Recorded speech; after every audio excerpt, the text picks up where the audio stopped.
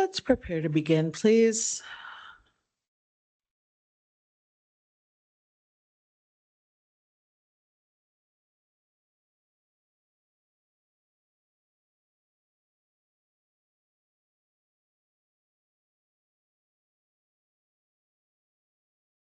Good morning. My name is Felicia Orth, hearing officer appointed by the Oil Conservation Commission to conduct a hearing in OCC 24683 relating to well plugging and financial assurance. We are on day 7 of the hearing and have come to another public comment session. Few things about public comment. I will ask you to spell your first and last name for the transcript. I'll ask you pursuant to commission rules to swear or affirm that you will tell the truth, and I'll ask you to keep your comments to 3 minutes. In the event you have more to say, you have at least the rest of this week to submit written public comment to the commission administrator, Sheila Apodaca. So I have 4 names of folks who indicated to Ms. Apodaca that they wish to speak during this session. Ella Joan Fenolio.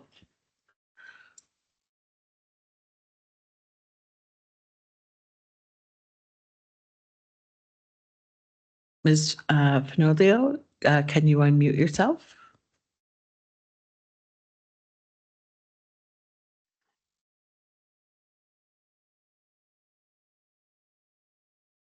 You should have permission to unmute yourself.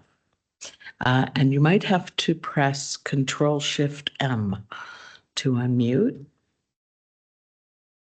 That apparently works for some folks. Hello? Yes. Yes. Can you hear me now? Yes, I can. Thank you very much. Would you spell your first and last name, please, for the transcript? Most certainly. Ella Joan, Ellajoan. And my last name is Fenolio, F as in Frank, Enoglio. How would I open my video? There should be a button that has a little camera sign on it that allows you to turn on your camera. In the meantime, do you swear or affirm to tell the truth? I do so swear, madam. All right. I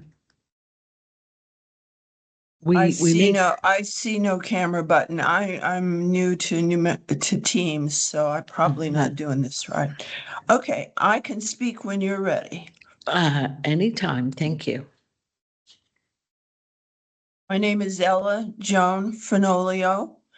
I'm a member of the Sierra Club, and I am here to speak about the proposed bonding and cleanup rule changes that are being considered. I'm here to comment in support of rulemaking to modernize New Mexico's bonding and cleanup rules. I was taught as a young child, you clean up your messes. Put away your toys. I'm asking that you make rules that require oil and gas providers and anyone else who opens wells and then closes them without cleaning them up, that be required at the beginning, a bond sufficient to cover the costs. That's very important that we hold our corporations that come to New Mexico to leave New Mexico clean and pristine the way they found it. And I invite you to make those rules in favor of New Mexico's environment. Thank you. Thank you very much. The next name I have is Shannon Patrick. We have Shannon Patrick on the platform.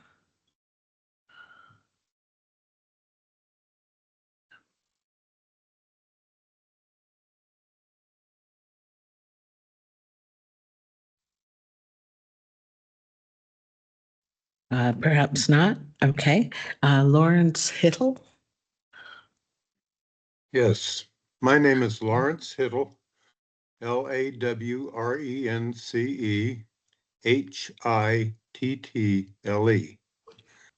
Great. Do you swear or affirm to tell the truth? Yes, I do. Thank you. Go ahead. My name is Lawrence Hittle, and I've lived in New Mexico for 68 years. Beautiful state. I've owned 2 businesses. I've worked in a cheese manufacturing plant, and I have taught at Eastern New Mexico University as an adjunct professor for industrial engineering technology. I've raised my family here. New Mexico is very important to me. One of the things that does make me sad is that our level of public education is low. And the oil and gas industry does tremendously support our education system. I'm concerned that regulations are completely piled on to the oil and gas industry or any other industry, because regulations in and of themselves don't do much good. I was an electrical contractor, and I know that when you make regulations, they need to be specific. You need to have very clear guidelines, and I want to make sure that whatever you consider, that they are clear and not open-ended. We don't want to put a burden on anything. I understand that the oil and gas industry can put in over $80 million is available for plugging the wells. But what I think is that the oil and gas industry has put in a lot to New Mexico and to keep the territory clean. It's a beautiful state. But I'm concerned about overregulating any industry, whether it's oil and gas or whatever. Everything has to be specific. So I ask that you be very careful about the recommendations on this. We need to keep the state clean, but we also need to make sure that we don't hinder our industries, whatever industry, because as we do, we raise the cost of living for all of the citizens of New Mexico. We make the expenses of running and operating a business higher. So as you consider the proposals before you, I would ask that you consider making it very specific and not open-ended, not open to interpretation later. Thank you so much. Thank you, Mr. Hittle. Gary Park. Yes, Hello. Would you spell your first and last name, please? Gary, Gary, Park, Parke. Do you swear or affirm to tell the truth? I swear to tell the truth. Thank you. Go ahead. Good morning, commissioners. I'm happy for this opportunity to speak to you. My name is Gary Park. I was born and raised in Hollywood, California. I'm retired military. I graduated from the University of Oklahoma with a bachelor's degree in computer science. I vacationed in New Mexico a number of times over the years and was thrilled when I got hired by Anderson Consulting in 2000 to program for the state, supporting CYFD. This experience gave me some insight into the quality of education of our youth. So I retired in 2011 from the private sector to follow my passion and become a New Mexico state public school teacher and give back to my community. I was one of the founders of the Charter High School Master's Program located at Santa Fe Community College. Each year, I would become more disappointed in New Mexico public education as the state continued to rank in the bottom 40s of the 50 states. Each year, we would hire new promising teachers only to see them leave because they did not make enough money to live in New Mexico or Santa Fe. I saw promising students quit high school, take the GED, and go to college as they felt they were wasting their time in public school. I retired from teaching in 2015. So today, I'm pleading with you to not add any more regulations to New Mexico oil and gas that will decrease their money they pay to our public education. We desperately need, if anything, to increase and not decrease the monies we get from oil and gas. Thank you. Thank you, Mr. Park. Is there anyone else on the platform who would like to offer public comment during this session? Our next session will be today at 4 p.m. If you have called in and would like to raise your hand, you can press *5. Oh, I see Allison Riley has raised a hand.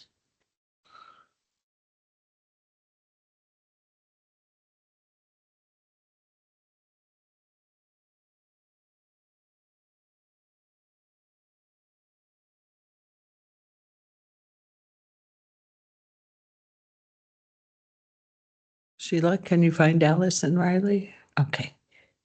All right. Good morning. Can you hear me? Yes. Would you spell your first and last name for the transcript, please? Yes, my first name is Allison, Alison. Last name is Riley, Riley. And do you swear or affirm to tell the truth? Yes. Thank you. Go ahead. Thank you. Good morning. My name is Allison Riley, and I'm the Vice President of Government Relations and Policy with the New Mexico Chamber of Commerce. The Chamber supports reasonable stewardship of New Mexico's natural resources and the need for operators to meet their reclamation and plugging obligations. However, the proposal to increase bonding requirements to $150,000 per inactive or high-risk well is neither balanced nor practical and carries serious economic consequences. The rule would disproportionately harm small and mid-sized producers who make up the majority of New Mexico's independent oil and gas companies. These are responsible operators who already comply with existing bonding and reclamation standards. Requiring individual well bonds at $150,000 would tie up millions of dollars in non-productive capital funds that would otherwise go into investing emissions reduction technology. The financial burden would drive production declines, particularly in marginal and low producing wells, many of which are still safely operating and contributing tax revenue to the state. Shuttering those wells would mean lost royalty income for the state, less funding for education, and fewer jobs in rural communities where energy development remains one of the few stable economic drivers. New Mexico already has a comprehensive regulatory framework through the Oil Conservation Division that includes bonding, inspection, and enforcement mechanisms. The better solution is targeted reform and improved enforcement. Finally, this proposal risks making New Mexico less competitive with neighboring states. The industry competes regionally for investment, and companies can easily shift drilling programs to Texas or Oklahoma, where bonding requirements are far lower. If that happens, New Mexico loses not only investment, but also the ability to influence its best practice and environmental outcomes. The Chamber supports accountability. We support responsible bonding. This proposal would do more harm than good, shrinking investment, reducing production, and ultimately undermining the very revenue streams that fund environmental restoration, education, and infrastructure. We urge regulators to work with industry, local governments, and economic development partners to craft a bonding framework that is both realistic and environmentally responsible. Thank you for your time and considering the business community's perspective. Thank you, Ms. Riley. Is there anyone else on the platform who would like to offer comment at this time? Our next opportunity will be 4 p.m.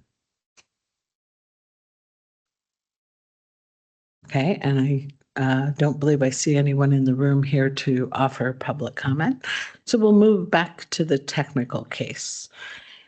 Let's see, Mr. Rankin. Good morning, Madam Hearing Officer. Good morning, Commissioners. Yes, we have two witnesses today, Miss Tiffany Wallace, who is with us in person, and then Miss Kelly Montgomery, who is going to be joining us remotely as she's abroad in London today. Helping me put on our case for Oxy is my partner from our Denver office, Mr. Aaron Tucker. He'll be handling Miss Montgomery's presentation and her testimony, and I'll be presenting Miss Tiffany Wallace. So with that, I ask that Miss Wallace be take the stand, and we'll proceed. Thank you so much.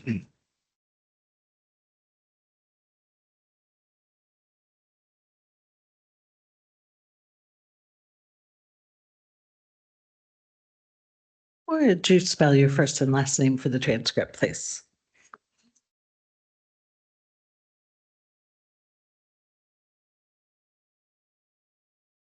And do you swear or affirm to tell the truth?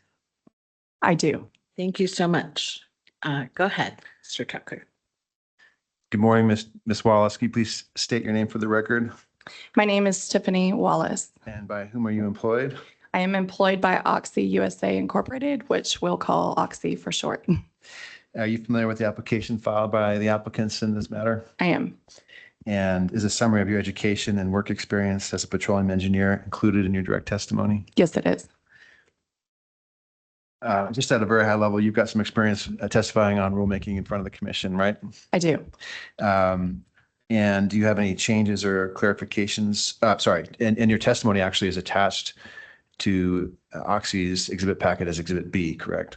Yes. And you also filed rebuttal testimony, which we'll get to shortly after that, correct? Yes. Do you have any changes or clarifications to your direct testimony? No. If you would just explain to us in the commission, what is Oxy's overall position on the applicant's proposed financial assurance rulemaking that they're proposing here today? Sure.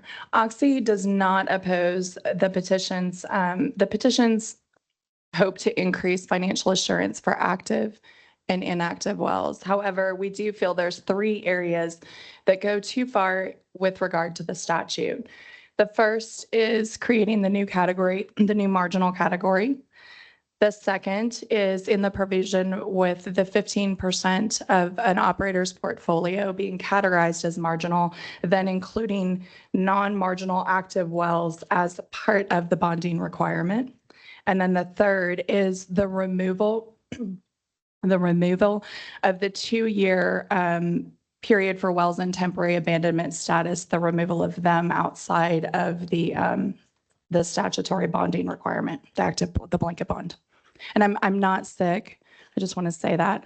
I thought it was really smart to get vaccinated right before this. So don't worry, I'm not contagious. I'm just froggy. It's okay. So that's for Commissioner Bloom, who's sick at home.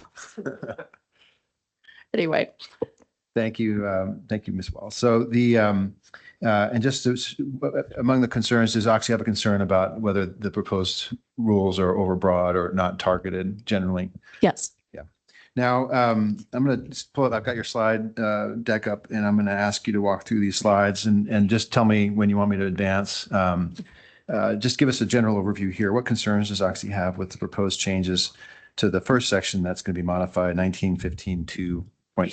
Yes, and for the commission's benefit, we tried to do this to be clear and obvious because there's a lot of material here. So I give you this summary slide up front in front of every one of these sections as a kind of the punchline. Sometimes I'll move us just through the slides because I'm going to try to be sensitive to the fact that a lot of this has already been covered. So I will try not to repeat any of it. So our concerns in this provision, in fact, why don't we just go ahead and move to the next slide? It'll show us striking both of those definitions, beneficial purposes and marginal wells. This is because we don't believe beneficial purposes is necessary, the definition beneficial purpose or beneficial use. We believe that the provision within the petition explains adequately what the expectation is. We have seen the division use these terms in prior rulemakings and not have the need to define. And we would worry that, as we've seen as part of this hearing, that if we don't land the definition right, we could cause more harm than good. And then for marginal well, we've discussed that. And again, I'm not a lawyer. I've just been part of all these conversations, and OCC believes that marginal well is, that defining that is not in compliance with the statute. So we move to strike that definition. Next section here where OCC's got proposed modifications to the proposed rule is 1915-59. Just give us an overview here of what proposed modifications OCC is seeking. Sure. And you're welcome to move to the next one. We just strike it. And then I'll explain. So in this one, the proposal here is to change the definition of inactive well from 15 months to 13 months. I've heard the division's discussion of why they feel that we should do that. I think that really there's no evidence or problem or, evidence of abuse that's been presented for that 2-month change. We just don't feel that it's necessary. We move to just keep the rule as it is. It's a timeline that industry is used to for its purposes. They're very big decisions to make. And I'm not certain, and I think it was even brought up yesterday, that the 60 days would do anything more or less other than create a big change in process, that I'm not sure the evidence has been presented that there's a problem. Yeah, I think Mr. Powell testified that in the life of the well, 60 days is not a big impact, correct? Yes. Next slide here. Tell us what concerns or changes OCC is proposing to 1915-59. I'm sorry, 1915-89. Yes, and this is another one where, again, all of this is part of something that you guys can read later. But if we want to go to the next slide, there's a lot going on in this one. If we skip to, actually, don't. It's that we broke those out. I'm sorry, guys. Yeah. Okay, go back to the summary and I'll walk through it. Really, the intent, as I understand it, and in all of our discussions, both as part of the rulemaking and then during this hearing, is to incentivize quicker decisions on risky wells and prevention of risky operators from continuing poor behavior in the state. And so the attempt here was to create this new category, which again, we would move to strike because of the statute. We think that it can cause some unintended consequences with regard to waste. And I can go a little bit more specific into that. We've heard primary, resource recovery being a potential risk. I think also there's economic waste, and there's some compounding effects that could happen to mineral or surface owners if operators are forced to drill new wells to recover the same reserves instead of the existing even primary resources, the wells that are already there. And so I think those couple things at risk, along with the legal arguments that I am not an expert to make, are why we oppose the marginal well definition. Okay, let's go walk through the specific language modifications. Yep. So this first section here, OCC doesn't have any proposed modifications to the subpart A, correct? Correct. Okay. Next portion here, walk us through what OCC's proposed changes are and the justifications for them. Yes, so this is the one that I was just discussing. It's the full strike of the marginal well section and the creation of the category for all the reasons. We think I guess in short, I'd say marginal wells are not bad. I mean, maybe some could be, but by definition, they're not bad. And so we need to be very careful here that we're not overstepping the mark, and that if our intent is to target the riskiest of wells, we have to be very careful here that we're not overstepping and also catching wells that are not bad. And I agree with Mr. Powell, by the way, on the marginal well term. We should probably change it. So one of the concerns the division has, and as you may recall from your time as a regulator, is to prevent the drilling of unnecessary wells. Explain, if you would, just briefly how your concerns about this rule could impact that obligation of the division to prevent the drilling of unnecessary wells. You alluded to it briefly in your introduction. Right. So my prior experience is development of full assets. And so I look at that not only from the operations perspective, which you heard very much from Mr. Wrinkle, but I also look at the full resource potential and all of the future potential of the field. And so when we have either additional resources that can be captured, or we see a new technology that can capture additional resources, having wells that exist out there that are still testing safely to be able to use is much more economic to catch those resources than it would be to drill all new wells. I think you did touch on this, but I want to make sure it's clear. The concern about unrecovered reserves. So if wells are prematurely plugged, what's the concern there in terms of what reserves that may remain unrecovered? Right. It's waste of resource. Because it may be too costly to drill new well, correct? Correct. Okay. Correct. Anything further on this slide, Ms. Wallace? I think we covered everything. No, I think we're good on this one. Next slide here, same provision, but further down, looking at new provision, subpart E, E and F. Just explain, if you would, how this relates to, or what Oxy's concerns are and proposed modifications here. Yes, I'm making sure that I'm on the right one. Okay, so this is the temp abandonment provision. So this is I touched on this at the very beginning. This is the requirement to add additional bonding to approved temporary abandonments in less than 2 years, and we don't believe that that complies to the statute. I'd also like to point out that when an operator gets these wells approved in a TA status, they go to the division and they present a case for it. They present, bless you, they present casing and cement. They present casing and cement data, right? They prove mechanical integrity. And so the division has to look at these and they have to approve in them. So to me, it doesn't make sense that as soon as they get approved, that they would then be considered risky enough to add additional bonding to them that should be already protected by the statute. And just to be clear, your understanding of how the statute works is that it gives those initial wells that are first put into TA status 2 years to remain under the blanket bond, correct? That's how I understand it. And so because it was just vetted and just reviewed by the division as being appropriate and protective of against waste and correlative rights, that there'd be no need to impose a $150,000 one well financial assurance on those wells, correct? Yes, because if the intent is to target the riskiest of wells and the division just approved for them to be okay enough to be put in TA status, I think that they're covered by the blanket bond sufficiently. And your understanding is the statute expressly provides for them to remain under the blanket bond for 2 years before additional financial assurance would be required. Yes. Okay. Anything further on this? I think that's the only issue that Oxy has raised with this portion of the provisions, correct? Correct. Okay. Next slide here addresses the final portion, I think, of this provision of the rule, 1915-8-9, subpart G. If you would just explain what Oxy's concerns are with the consumer price index, just for clarification of the record. Right. Okay. So I guess the first concern is that the CPI couldn't apply to the blanket financial assurances if they were already maxed out at the cap 250,000. And so you would not be allowed to add more. We also think, our adjustments here were to make that clear that they only apply to, I'm reading, the inactive wells and the wells in temporary abandonment status for more than 2 years. Just to make that clear. And then the other change that we made is, you'll see towards the end, we changed shall post on its website to may post on its website.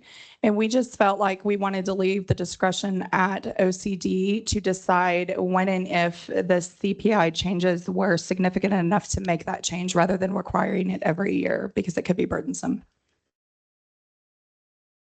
Next slide here. What's Oxy's position regarding the proposed operator registration and certification requirement? So we support the revisions to ensure that operators seeking authority are operating properly and do not have a history of, repeat offenses, let's call it. However, we do make some modifications to this section. Let's go to the next slide. I think it would be better to. Yep. Okay. So this is where, in discussions with WELC and OCD, we talked through this. Our concern was that it was too broad. The initial language was too broad, and that an operator like Oxy or at any given time could not say for certain at any given second, they were in compliance across all states and federal and global. And so we wanted to restrict that while also keeping the intent to prevent the repeat offenders from coming into New Mexico. And so what we did here is we said, we changed who was going to be doing the certifying. I think that will come up a little bit later too. It was previously officer, director, partner. We're saying we're saying authorized official. Let me be clear on that. And we wanted the discretion to be left with the operator on who they decide could best be held accountable for this certification. For us, I haven't made this decision. Oxy will make this decision, but logically, I would think it's our regulatory director who oversees that business. And we think that was clear and a more appropriate person that could be held accountable. And then the last section you see that we strike compliance with federal, state, and oil and gas law regulations. And I touched on this, but I think any operator could stand here and say that we will constantly get notices, state or federal, that will allege a non-compliance that sometimes are not a non-compliance. Sometimes it's a lost in translation on data or something that when you speak and you work it out, it's actually not a non-compliance. And so we thought it was too far of a reach to say that we think striking this makes it clear. And based on your discussions and negotiations with applicants and with the division, they've accepted those proposed changes, correct? Yes. And we'll address some of this more on Sir Rebuttal. There's a couple of things based on Mr. Powell's testimony we want to clarify, but we'll address that on Sir Rebuttal. Next slide here also addresses 1915-9-8, and it again deals with operator registration. I think you can just touch on this briefly because I think you mostly covered it already. Yeah, it's the same change made here as well, for the same reasons.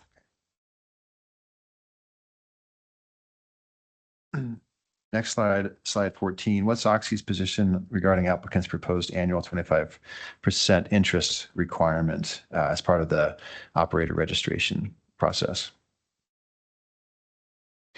So we changed this.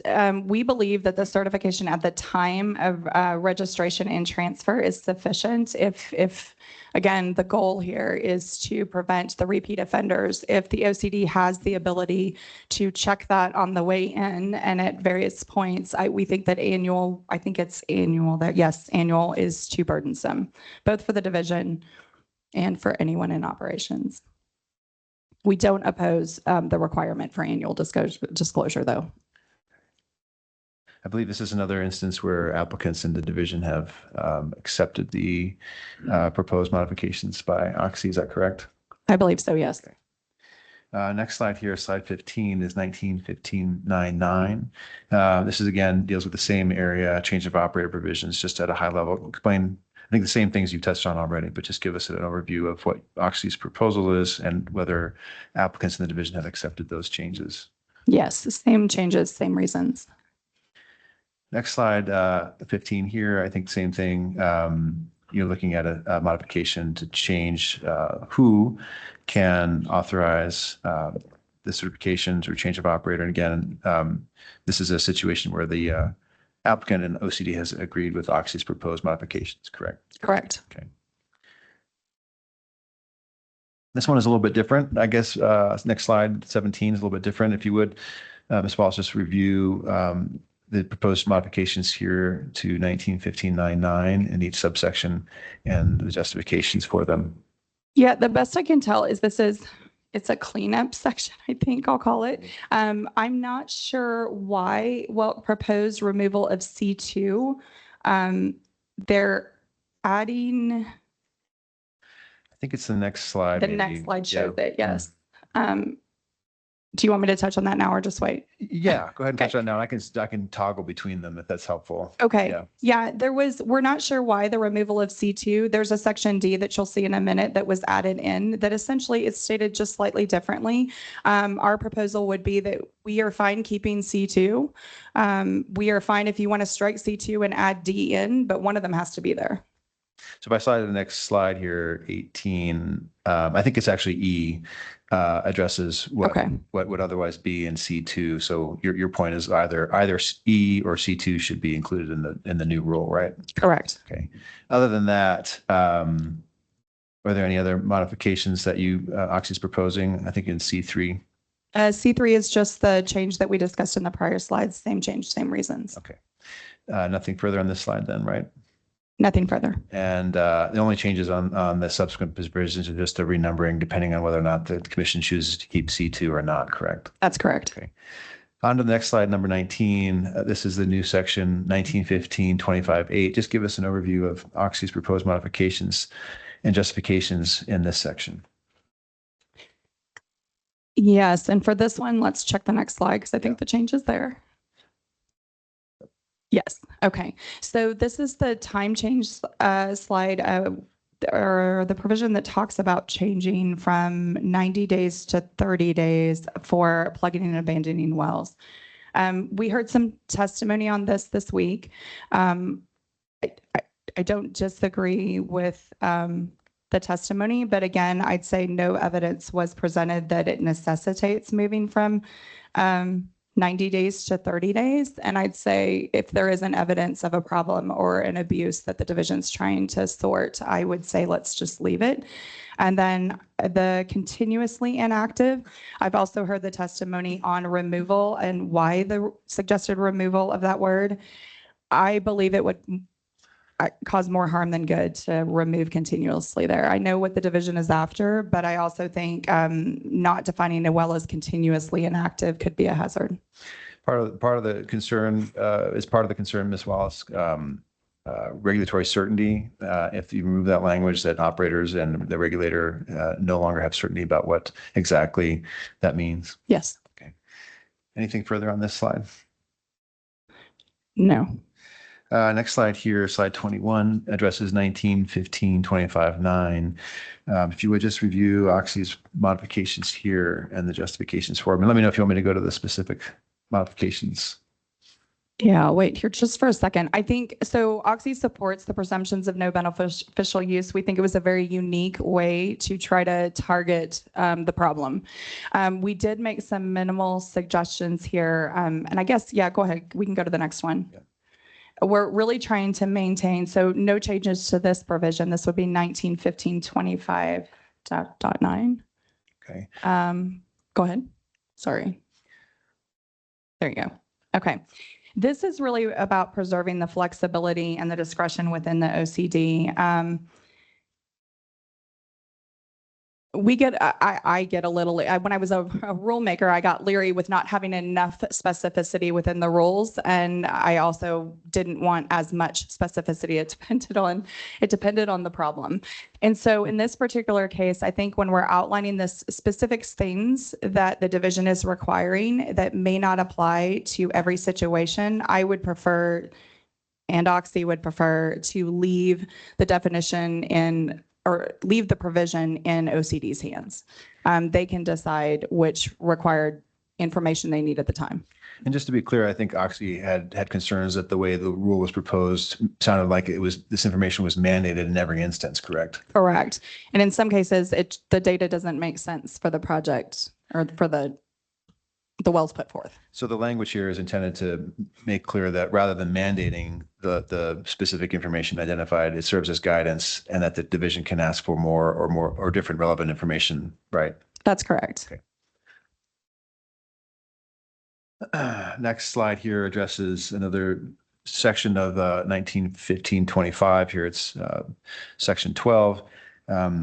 I believe this section deals with the TA status wells. If you would just review and give us an overview of the concerns that Oxy has. I know that Ms. Montgomery is going to be addressing this more directly in her testimony, but just if you would give us an overview of the modifications and Oxy's concerns and justifications for the proposed modifications. So the petition is wanting to limit how long a well can be held in TA status. And at the moment, they can be granted extensions in 5-year increments.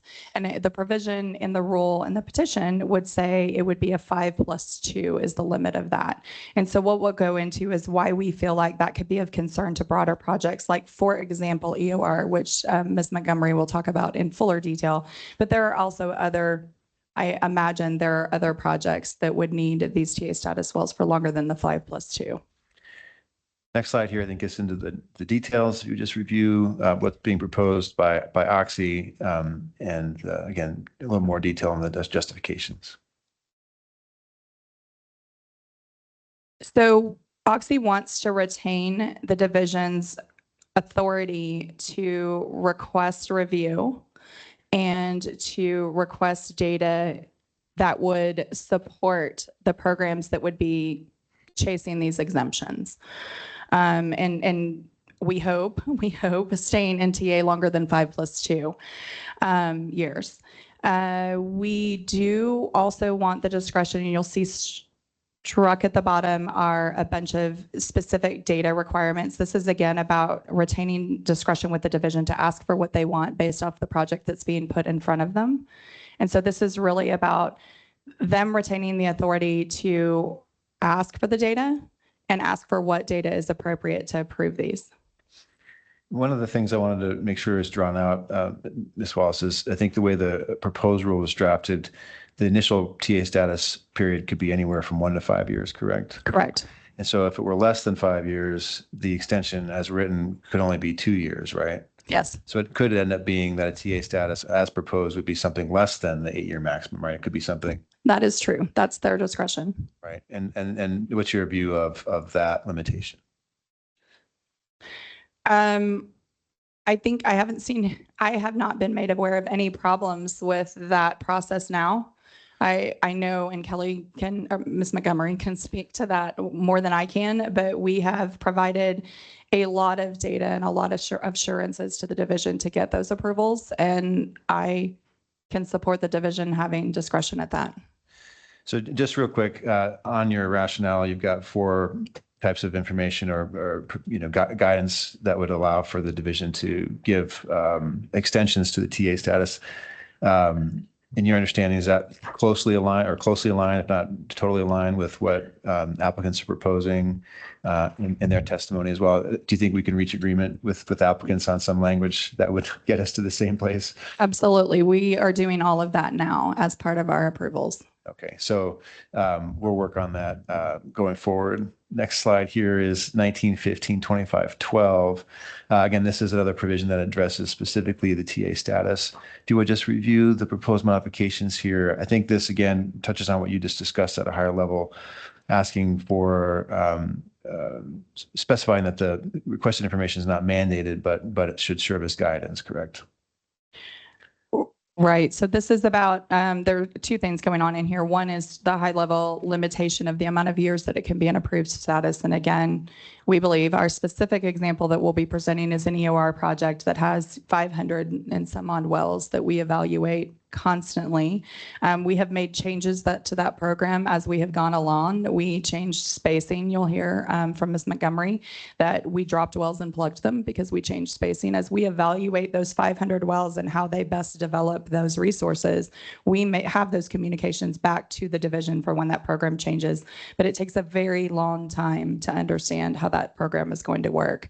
It's also very sensitive to economics. And then the other thing that's happening in this slide is the striking of, well, I'll just call it allowing discretion for the technical case that is asked for by the division. Anything further on this slide, Ms. Wallace? I think so. No. Next slide here is 1915-25-12. Again, this touches on the TA status issue. I believe, again, you touched on this mostly, but I don't know that there's much more to discuss on this slide, but I just want to make sure that we've touched everything here. Yes. Okay. And just to be clear, part of OXI's justification is that in every case, these TA status wells have to demonstrate mechanical integrity, right? Absolutely. Okay. And just so I understand, we explained for the record, when a well has demonstrated mechanical integrity, what does that mean at a high level for the condition of the well? Just so we have an understanding. That it is safe to be out there in the state that it's in and not causing environmental harm. Okay, thank you.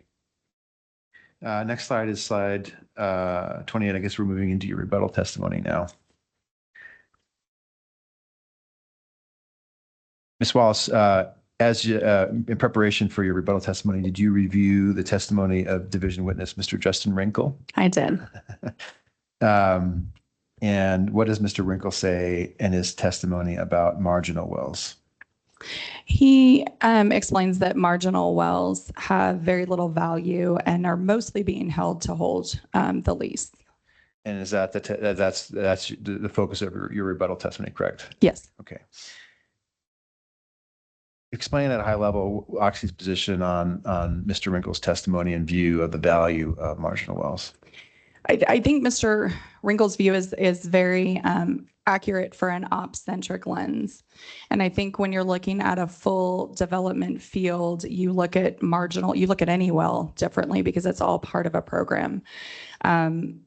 Oxy is not in the marginal well business, but we have marginal wells and they are very important. They play a very important role as part of our program. And so we still value them. We still see the point in time to, be it because of economics, oil pricing, new technology, a rig next door that happens to be there. We see reasons all the time to go out to lower producing wells and let's just call it revamp them by any means. So let's go ahead and get into your overview of your rebuttal testimony. I think this kind of summarizes some of those issues. Just review this, what this slide shows, and let us hear a bit more about Oxy's concerns. I think you maybe already touched on. I did. This is my marginal wells aren't bad case. Okay. Next slide here. Provide us, if you would, some specific examples or the case studies that you looked at that where Oxy has been able to improve operations and production from some of the marginal wells in its portfolio. So when I was thinking about the proposal, I was struggling with how to talk about this because in my mind, they're just inherently not poor wells. And I wanted to be able to show the commission that. So this is not statistically significant. It's 3 wells. I went and asked our regulatory team, get me 3 marginal wells that would meet the definition of this and show me where we've done something with them. Give me 3 different ones. Give me a recent one so that they're not too old and show me how we, Oxy, have turned wells that were previously marginal into non-marginal wells. And so these are 3 cases that we'll present here. Again, I know it's not the full program. It's not 100 wells, but I'm just presenting the example that potentially the marginal definition as it is now, we could have some waste and unintended consequences if we go too far with that. So if you want to, is it easier to go to the plots? Okay, yeah. Great. So this well, the Haroon 9 number 1 well, this is the well that was again defined as a marginal prior by the definition of the days and the volume. And then we refract it and you'll see the bump in production that is long and sustained. It's not a blip. It's not temporary. We saw fit to refract, and why and when we choose to do that happens for a variety of reasons.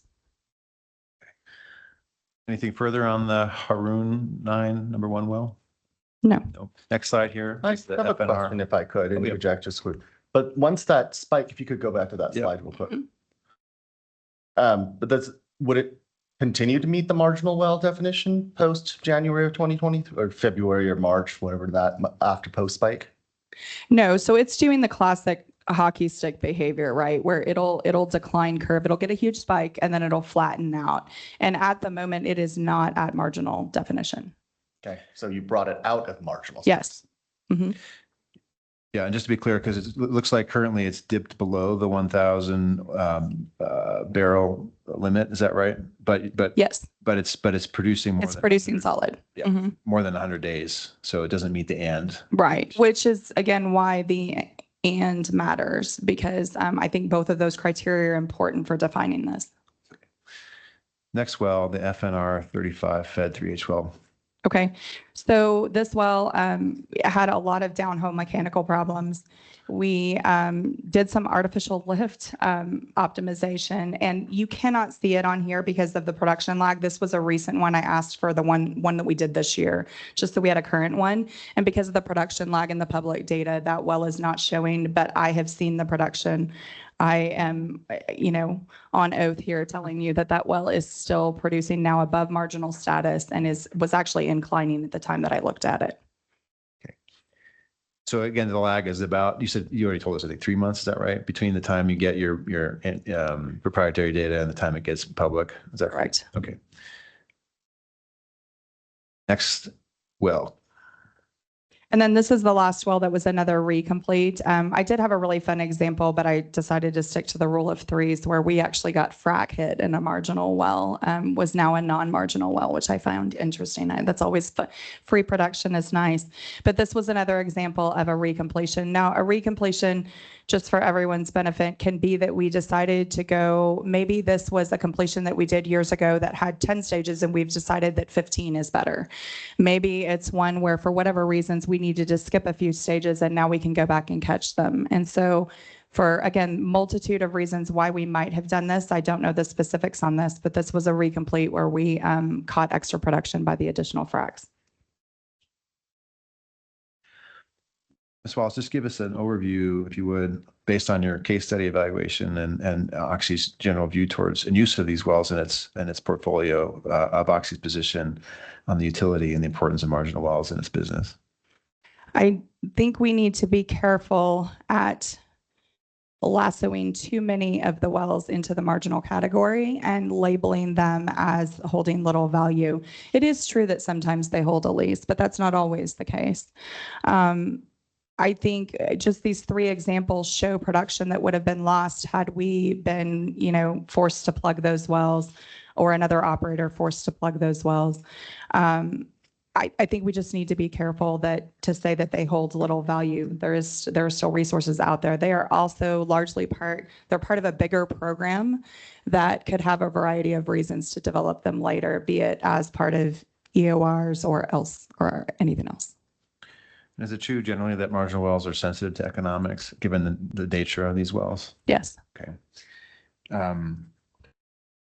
Next slide here, just give us a quick overview of, we've heard a lot about Oxy's engagement with both the applicants and the division. Just give us an overview of some of the efforts and discussions that Oxy's had with those parties, and then obviously the places where you weren't able to reach agreement, right?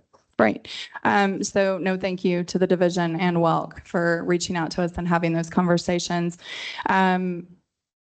Heated legal, fun conversations we had around all of these discussion, all of these topics, but we did come to agreement on 1915-9-8 operator registration. We've discussed that.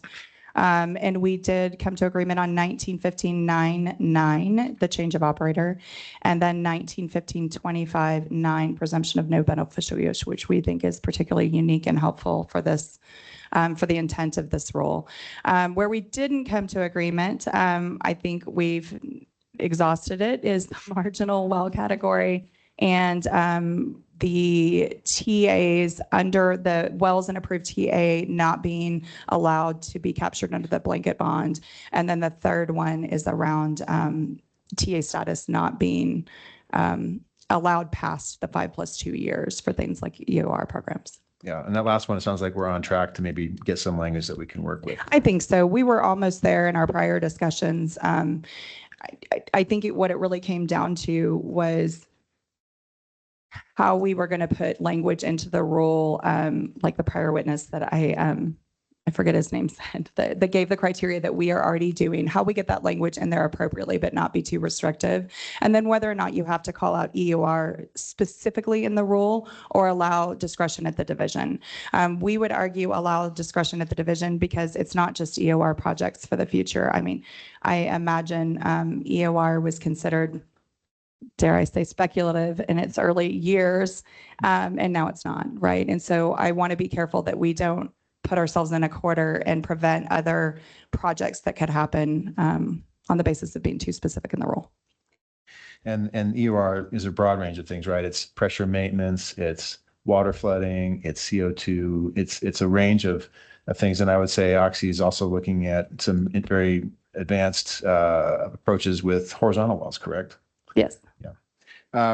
Now we're going to move into SIR rebuttal. We have some short SIR rebuttal in response to some of the testimony that was provided.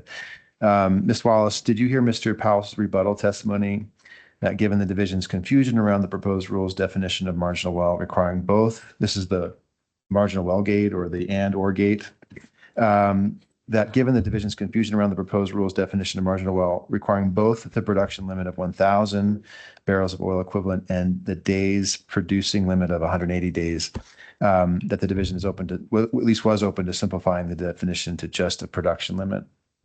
I did hear that. And what's your response to that? My response is that I think "and" is important. I think both of those categories are needed to truly determine the risk level of a well. And I think Mr. Powell seems to have modified somewhat his discussion of that in his rebuttal when he was giving his SIR rebuttal, that he was sensitive to the need to understand better how operators are managing a well and operating the well based on the number of days, correct? Yes. Okay. So you agree with him that looking at days is important, correct? I do. And I also think it's important regarding that definition. I'm not sure if we're going to talk about that, but I think it was Mr. Purvis who testified that at the current and days and volume, it would be 51% of operators affected and 2.5% of the volume affected. And so if you're only using one of those, it is not only an accurate description of the well, but it will also have a broader impact. And just on that same point, tell me a little bit about what Oxy's view is about having that broad impact. I think we talked about, there's two different ways to more narrowly target the impact under that marginal well category. Explain, based on the volumes and based on the percentages, what Oxy's view is on that. So, and we've heard it come up all week. I think that if we're not looking to overshoot, it would be appropriate. The threshold right now, or the definition of marginal right now, is set at 1,000 BOE, I believe. I think the number has been brought up, and it also came up in Mr. Purvis's testimony that dropping that to 750 would impact 0.6% of production instead of 2.3%, if my memory serves. So it's less impactful. You're likely honing in and more narrow on what that definition of marginal is. I think there are other ways too, but I'll let you keep going. Yeah. So the 750 aligns also with the LFC proposal, correct? Correct. Okay. Now, did you also hear Mr. Powell's rebuttal testimony that the calculation to determine whether an operator's well portfolio is within the 15% that puts it into the marginal operator category is measured by wells that meet the definition of marginal well and or inactive wells, or some combination of the two? Yes. And your understanding is that calculation, that determination is made by looking at inactive wells, but excluding wells in TA status, correct? That's how I understand it. Okay. So that your understanding is, and do you believe that the rule as proposed is clear that it would not include TA status wells in that determination? No, because I started to get worried yesterday around the decision. But my reading of it was that TAs were not included. They already have their own category. Okay, thank you very much. Now, yesterday, during his testimony, Mr. Powell was questioned by Namoga Council about the registration and change of operator certification provisions that we discussed. And he was asked whether the intent was to require disclosure of not only non-compliance with orders and settlement agreements. Do you recall that testimony? I do. And you heard Mr. Powell testify that, you understand that he testified that it was, the intent was to capture only non-compliance, correct? Yes. And in looking at the language that was proposed and agreed upon with the division and the applicants, where the language I believe is used is that they're unresolved orders and unresolved settlement agreements. Do you believe that word unresolved is ambiguous or makes the intent less clear and as proposed? Yes, because in the course of this hearing, people have become confused again. And so we clearly didn't land that, but the intent of all those discussions was about the compliance. So if we can somehow sharpen up that language to make that clear, that's appropriate. And also your understanding was that those orders were intended to be final orders, right? Non-appealable or final orders? Yes. Correct? Okay. Yes. The intent was that operators weren't ignoring orders that were given to them. And sometimes what happens is you're given an order that has a time increment. And so while you're going through all of that, the idea is not that someone's non-compliant if they're following their order. It's if they're ignoring it, if they're not showing up, if they're not responding, if they're not, all of that is what we were after. And this is another area where, based on discussions or testimony, that Oxy is willing to continue to talk with applicants to get any final language proposed as part of the final submission to the commission. Absolutely. Now, did you read and hear the rebuttal testimony of applicant's witness, Mr. Adam Peltz, where he testified that the definition of marginal well that's being proposed is narrower than the federal definition and probably under-inclusive? Yes. And we touched on this briefly, but do you have an opinion about whether the proposed rules focus on marginal wells and marginal operators is under-inclusive, or if it's appropriately narrow and targeted in its approach? I do not believe it's narrow. Okay. Explain, if you would, the concerns around the breadth of the impact that might have on the industry, including Oxy as well. So when I look at Oxy alone, and we've seen several different definitions, and I've seen lots of numbers this week surrounding Oxy's impact based off of each of those definitions. But I would surmise that our impact would be a couple hundred wells that we have marginal. It would end up being $50-60 million bonds. And so when I think about that and I think about Oxy as an operator, I don't think that we hold risky wells or are a risky operator. And so I think that just Oxy alone would show that definition is not narrow enough. And I commented on it earlier, but Mr. Purvis's testimony would say that it would, the 15% would affect 51% of the operators. And so then the question is, do we really believe that 51% of operators are risky in this state? And you wouldn't put yourself in that or Oxy in that category, correct? No, I would not. Let's talk a little bit more about the impact to Oxy. Oxy has 3 different operating entities, correct? I believe so. Okay, and each, as you understand, is the rule clear about how the rule would be applied to companies that have more than one operating entity? No, because again, yesterday when I started going through the calculations, I started doing the calculations for each entity. I did them as a whole, which was my assumption. And then I started thinking, well, geez, do I need to do them as each entity? And that would affect us very differently if you're doing each entity versus as a whole. So each of Oxy's operating companies has a different, I'm going to use the acronym OGRID. I can't recall oil and gas registration ID. I can't remember what it stands for, but the OGRID number, right? It's the operator number, right? Right. So Oxy has different operating entities, each with a different OGRID, right? Correct. And it's possible that the rule may be applicable to each of those operating entities separately, not as a whole, correct? Correct. And our well demographic profile in each of those entities is different. So your percentage of actives versus marginal or total versus marginal would be very different in each of those. Now, just as a sort of analogy here, the similar situation came up, I think, in the methane rule, right? The waste rule, and the division and our commission in that case took a different approach. Rather than applying it to each separate entity, they had a sort of umbrella, right? Correct. Is that something that might be appropriate here? Or do you think, I mean, we haven't really discussed this, but that's something that maybe at least is ambiguous in the way the rule is proposed, correct? I would think so. From my lens, I would encourage the lawyers to all look at that to make sure that works. But I would encourage the operator level application of this. Now, as to just more detail on you mentioned that, Oxy's looking at potentially $40-50-60 million in financial assurance requirements. And you haven't quite yet studied in detail what the impact would be for each entity, correct? No, I briefly looked yesterday because, again, it was just something that came up to me that said, oh, my goodness, what if this is each entity? That would be very different. And so we're looking at the ballpark range of, I think it's $40 to $60 million in bonds.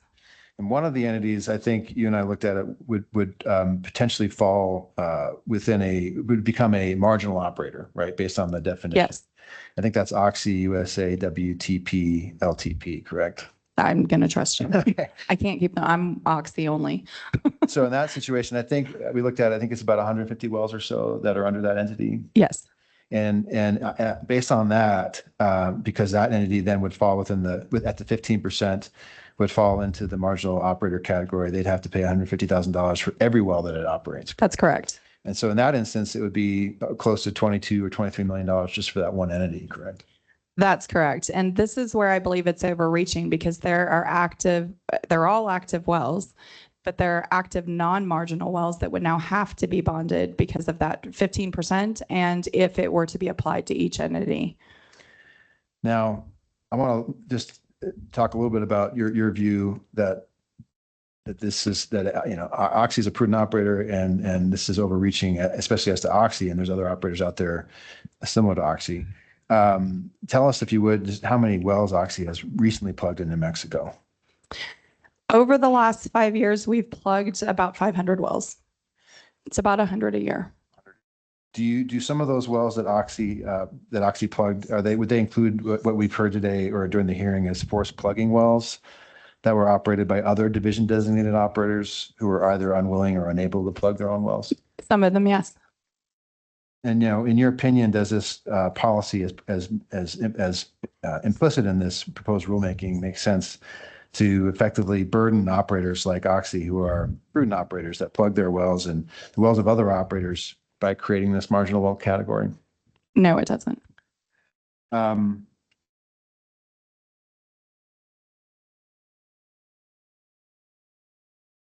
just in summation, given that you believe the marginal well provision is over-inclusive and overbroad and unfairly burdens operators like Oxy, in response to Mr. Powell's testimony that he expected industry to propose language back to the division that would help constrain or limit or more effectively target this marginal financial assurance category, do you have any final recommendations for the commission on what the guidance might be for how to better limit, constrain? Besides it totally, I mean, your preference would be to exclude that provision, that category altogether, right? Right. Yeah. So on the record, not a lawyer, but we do believe that creation of that category is non-compliant with the statute. However, if the commission decides to adopt it, I agree with Mr. Powell that we need to work on the language to be a little more narrow. There are a couple suggestions that have come up in testimony throughout the week. The one is to increase the threshold for marginal wells within a portfolio from 15% to 30%. I've heard that. I think that's appropriate. I think if there's a way not to include active wells that are non-marginal as part of that bonding requirement, I think that's appropriate. This is, again, the provision that says that if you're a marginal operator, you need to include all your marginal and your actives as part of the bonding. I think that's not appropriate. So if we were to remove the actives out and keep it to the marginal wells exclusively at 30%, that could help. I think raising or lowering the BOE definition of marginal wells has come up from 1,000 to 750. That would be appropriate. It drops the effect from 2.3% of the state's production to 0.6%. Hopefully I got that right. And then there was one more that I had. Maybe that was it. There were three. I got them. And just to kind of touch on the effect of reducing the threshold, the production threshold in the marginal well category. So for some of Oxy's entities, I think maybe Oxy USA, it's got so many wells, even though it has many marginal wells, it may not hit that threshold for the marginal operator category, right? Correct. But nevertheless, it has a lot of marginal wells, and having to pay, I think is it several hundred marginal wells? Is that right? Correct. And so that would be a substantial financial burden on Oxy to have to pay the one well financial assurance for those wells, even though it doesn't kick into the marginal operator status, right? Correct. So by reducing it to 750, tell us if that, explain to us why that would be important for an operator like Oxy.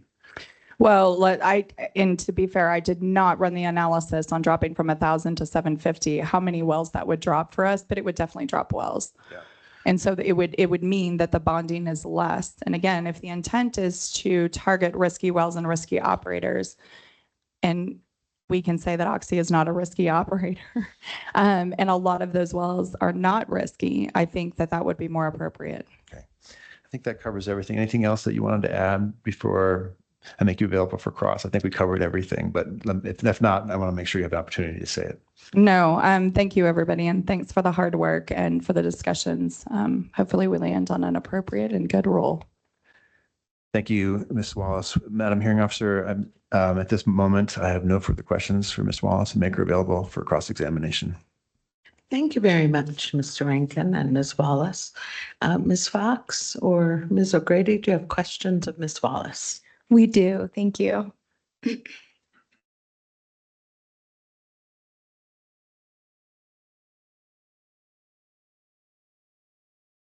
Good afternoon. I'm Morgan O'Grady. I'm an attorney for the applicants with the Western Environmental Law Center.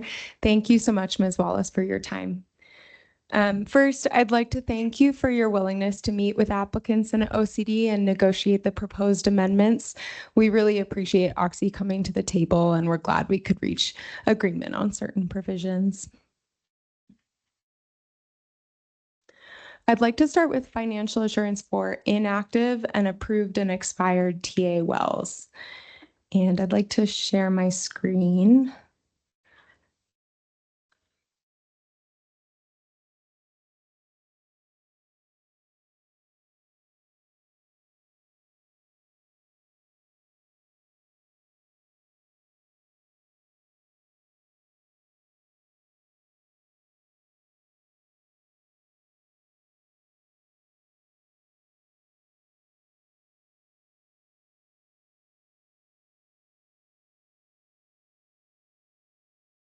Sorry, just adjusting so that it's fully visible. I think that should do it. Preliminarily, OCC does not propose any modification to applicant's proposed definition for the terms expired temporary abandonment and expired temporary, expired temporary abandonment and expired temporarily abandoned status. I think that should read correct? Correct. What is that definition? Can you read it, please? Oh, sure. Okay. Thank you so much. Sure. Expired temporary abandonment or expired temporary abandonment status means the status of a well that is inactive and has been approved for temporary abandonment status in accordance with 1915-2513 NMAC, but that no longer complies with 1915-2512 NMAC through 1915-2514 NMAC. Turning to 1915-8-9E NMAC, this provision sets forth applicants' proposed amendments for the financial assurance requirements for inactive wells and wells in approved and expired TA, correct? Yes. And on the screen are OCC's proposed modifications. Correct. I think so. Yes. And OCC's proposed deletions are highlighted in green. Yes. And OCC proposes to retain certain language that applicants propose to delete. Those modifications are highlighted in blue, right? Yes. OCC proposes to remove the words "and expired" from the title of the section, remove the phrase "in approved and expired temporarily abandoned status," and retain language from the existing rule covered by subsection A of 1915-8-9 NMAC that have been in temporarily abandoned status for more than 2 years. Correct? Yes. So one effective OCC's proposed modification is to remove wells in expired temporary abandonment status from being required to post one well financial assurance of $150,000, correct? Correct. I'm trying to think if they're covered elsewhere, but I believe yes. Okay. I believe you're correct. Do you, what is the basis of this proposal? I think, and I'm trying to make sure that those are not covered elsewhere. I still keep saying we need a flow chart for this. But I think that it is because if they are in expired status, they are either not compliant at that time or need to be going through the process for additional approval from the division, depending on where we go with this rule. And so we thought that they would be either non-compliant and working with the division on that or going through the next process around obtaining extension. You would agree that expired TA status is a new status defined in the rules, though, and OCC didn't propose to amend that definition? No, we didn't. It just already has a process in place to handle expired. Okay. You testified that your understanding is that for the first 2 years, a temporarily abandoned well can remain under the active well blanket bond, correct? Yes. And because they've just been approved by the division, there's no need to put up single well bonding of $150,000? Correct. And you testified that the statute expressly provides for these wells to remain under the blanket bond for 2 years. Yes. The existing rule applies to wells for which an operator is seeking temporary abandonment, correct? The existing rule, yes. All right, give me just a moment while I pull up those rules.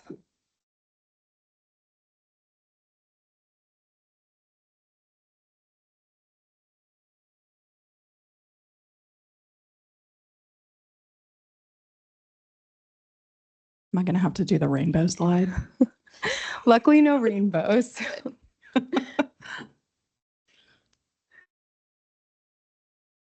Okay, so on the screen are the current rules. I see they're very small. Let me attempt to make them larger.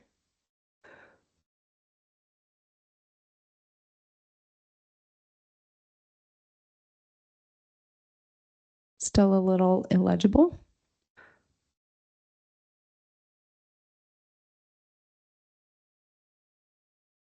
I think that's as large as I can make them right now. That's good. Okay, thank you. So the existing rule requires higher bonds when a well enters TA status. Is that correct? Under the current rules on the screen? Or more than 2 years is what that says. Can you read the highlighted language on the screen? Sure. An operator shall provide financial assurance for wells that are covered by subsection A of 1915-8-9 and MAC that have been in temporarily abandoned status for more than 2 years or for which the operator is seeking approved temporary abandonment. So, yeah. So, wells for which an operator is seeking temporarily abandoned status require that higher FA. Say that again, I'm sorry. Wells for which an operator is seeking temporarily abandoned status or seeking approved temporary abandonment require that higher FA under the current inactive wells section.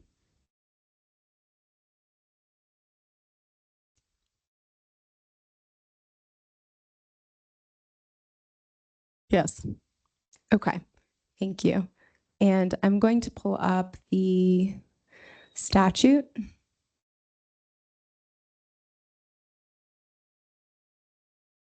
So this is the 7214 NMSA. Can you read the highlighted sections? The first one says a blanket plugging financial assurance for temporary abandoned status wells, which shall be set by rule at amounts greater than $50,000.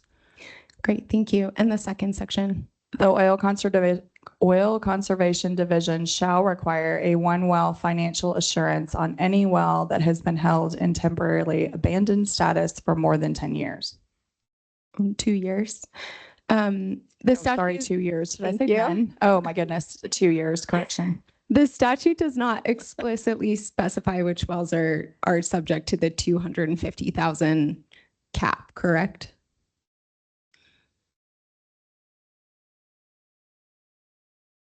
Objection, vague question. I think maybe Ms. Morgan meant to say $50,000 cap.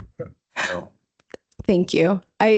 Yeah, I understand. Can you, I'll read a section. So the statute says above the first highlighted section that one of the categories that shall be set in rule in an amount not to exceed $250,000. That's a blanket plugging financial assurance.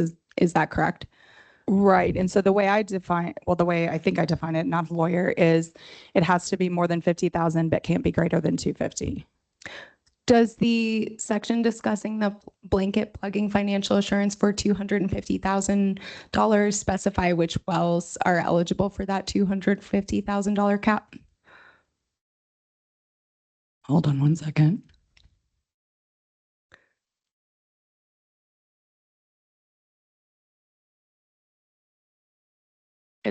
In that section, it says temporarily abandoned status wells in the yellow section. In that the what you- yellow section, yeah. So the Correct. 50,000 specifies temporarily abandoned status, but the 250,000 doesn't specify a status. No, I think that's specified elsewhere now. jumping back briefly to the expired temporary abandonment status and the financial assurance that's required, can you point where in the rules expired TA wells are covered for financial assurance? If not, in the section where OCC's proposed revision strikes through expired? No, I don't think that I asked that again because you're talking about the 2 slides prior, right? Okay. Yes, apologies for jumping back. No, it's okay. A lot of words. So here I have up on the screen the section we were just discussing. For this section, OCC struck through and expired, and you stated that you believed expired TA wells were covered elsewhere. Can you identify where else in the rules expired TA wells are covered for purposes of financial assurance? Right. Okay. So it's not explicitly stated, but in my mind, there's a process for handling those, and they were covered prior on under the $50,000 up to the $250,000 is how I read that. Your last slide. Okay, give me just a moment. And it doesn't say expired. I'm just taking that forward. Did the prior version of the rules define expired TA wells? No. Okay, thank you. I'd like to turn to the CPI adjustment provision. Are you familiar with the rebuttal testimony of applicant's witness, Mr. Peter Morgan? Yes, but you're probably going to have to remind me. No problem, can do. I'm pulling up his rebuttal testimony. Only Purvis's charts stay in my mind, burned forever. Understandable.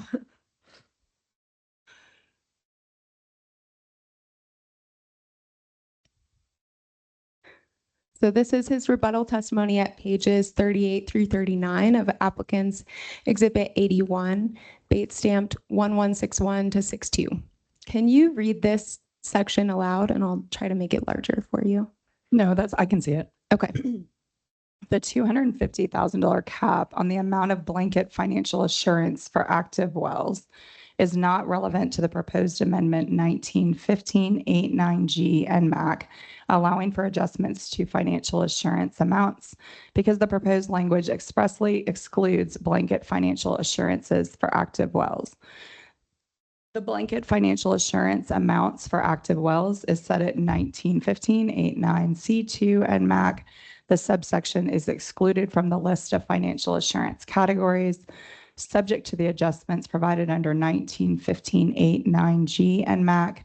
That provision applies only to financial assurance amounts provided by subsection C1, D, E, and F of this section. Would you agree that applicant's proposed rule language excludes the 250,000 active well cap from inflationary adjustments? Can you point to that language where it says that? Yeah, so in the testimony that you read, he says the blanket financial assurance amount for active wells is set at 1915-89C2. But I mean, is that language explicitly in C2? I'm sorry. That's what I'm looking for.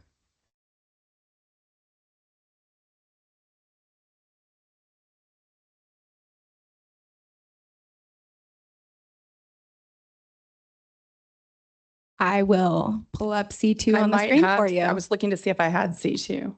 Okay.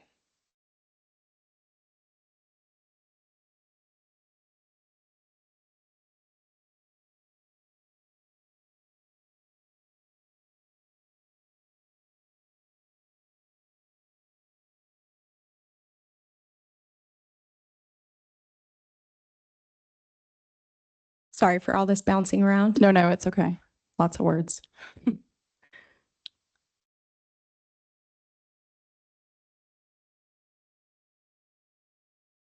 On the screen are the proposed rules in applicant's exhibit 1-C.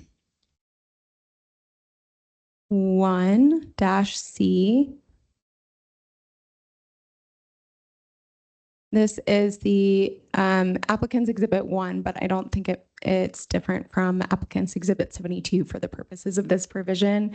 Can you read 1915-8-9C? Oh, C2. Okay. There you go. A blanket plugging financial assurance in the amount of $250,000 covering all the wells of the operator subject to Section C of 1915-8-9 and MAC. So would you agree that C2 covers the active well $250,000 cap? Yes. Okay. So you would agree that the way the applicants drafted the inflationary adjustment provision, it does exclude the $250,000 cap from adjustments? Yes. Okay.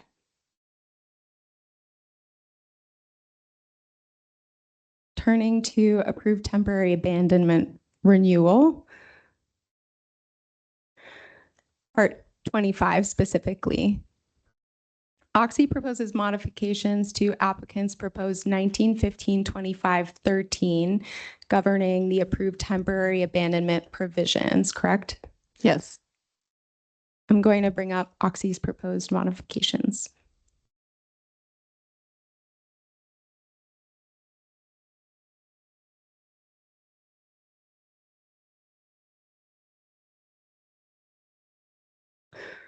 Again, the green highlight represents OCC's proposed modifications.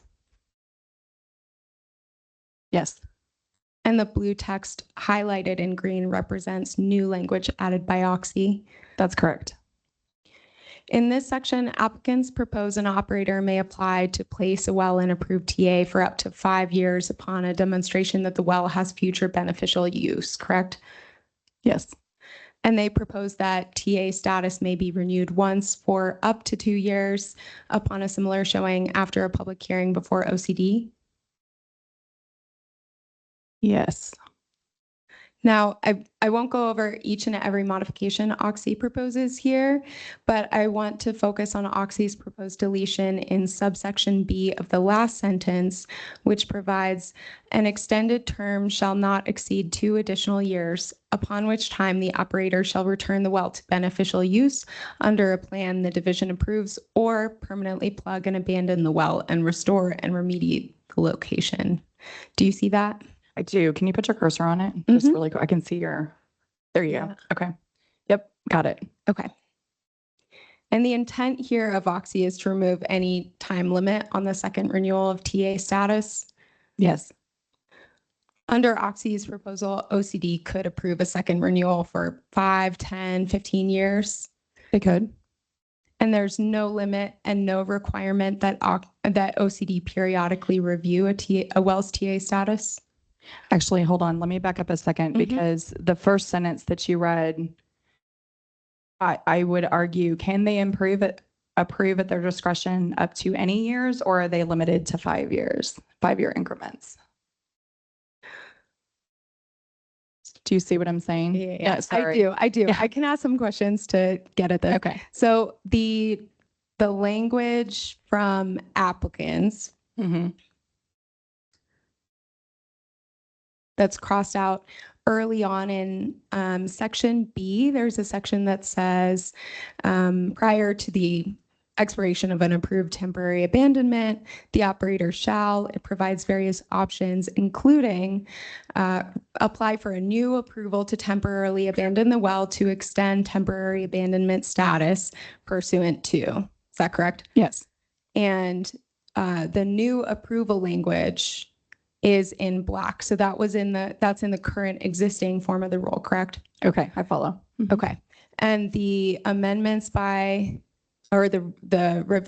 proposed revisions by OCC to applicant's proposed language strike through new approval, correct?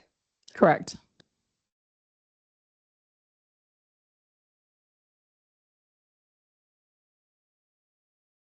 And well, go ahead. Would you like to expand on that answer? Well, I just, to be clear in this section, our edits are really about not objecting to the division reviewing.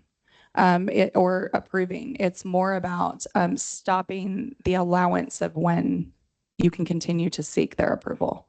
Would you agree that, and I've highlighted the word extend here, that's my edit to OCC's language. Would you agree that the current version of the rule requires the application for a new approval and OCC's amendments allow for the application for an extension?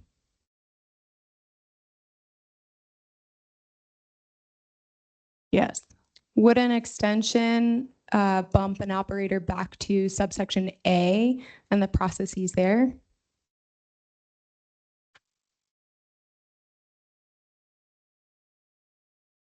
Yes, I think so. Would you agree it's maybe a little less clear if the language is being changed from new approval to extension? I do. I do, but I think the language could easily be modified to allow that and just make that clear. Okay, to require that a new approval be requested, at which point OCD could determine how many years are appropriate for that That's correct. subsequent TA period. That's Okay. correct. Mhm. Great.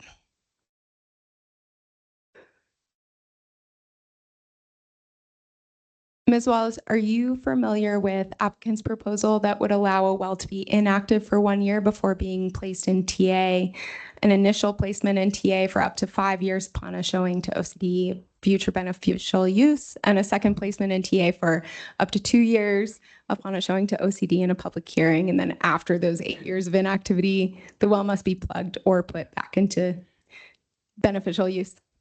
I think I'm aware, but I swear we need a flow chart. Definitely, I agree. Are you familiar with Mr., and I think you did reference this in your testimony, you're familiar with Mr. Alexander's rebuttal testimony about various factors that could be applied? Yes. I'm going to put those up on the screen. I just wrote out what he testified to.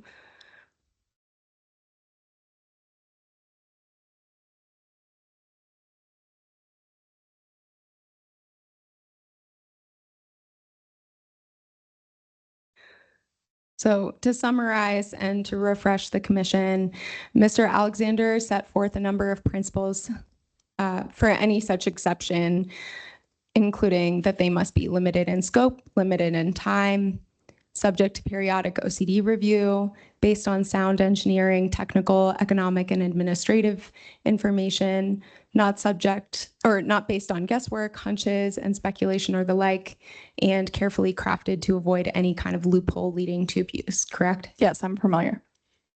In your opinion, are those reasonable principles upon which to base an exception to the 8-year limitation on a well remaining in TA status?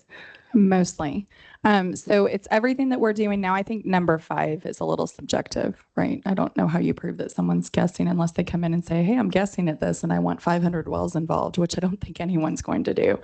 So I think other than 5 being subjective, the rest of it is everything that we're doing now. Does OCC have any proposals for how to strike that? Okay. All right, I'll move to my last set of questions. Applicants' proposed rules do not require the plugging of marginal wells, correct? No, not explicitly. Applicants' proposed rules require heightened financial assurance for marginal wells. That is correct. And wells may come out of marginal status if they're reworked or otherwise improved to improve production. Yes. I have no further questions. Thank you for your testimony, Thank Ms. you. Wallace. Thank you, Ms. O'Grady. Mr. Tremaine, do you have questions of Ms. Wallace? I do have questions for Ms. Wallace. You know what, though? I'm realizing it's time for a break. Is that okay?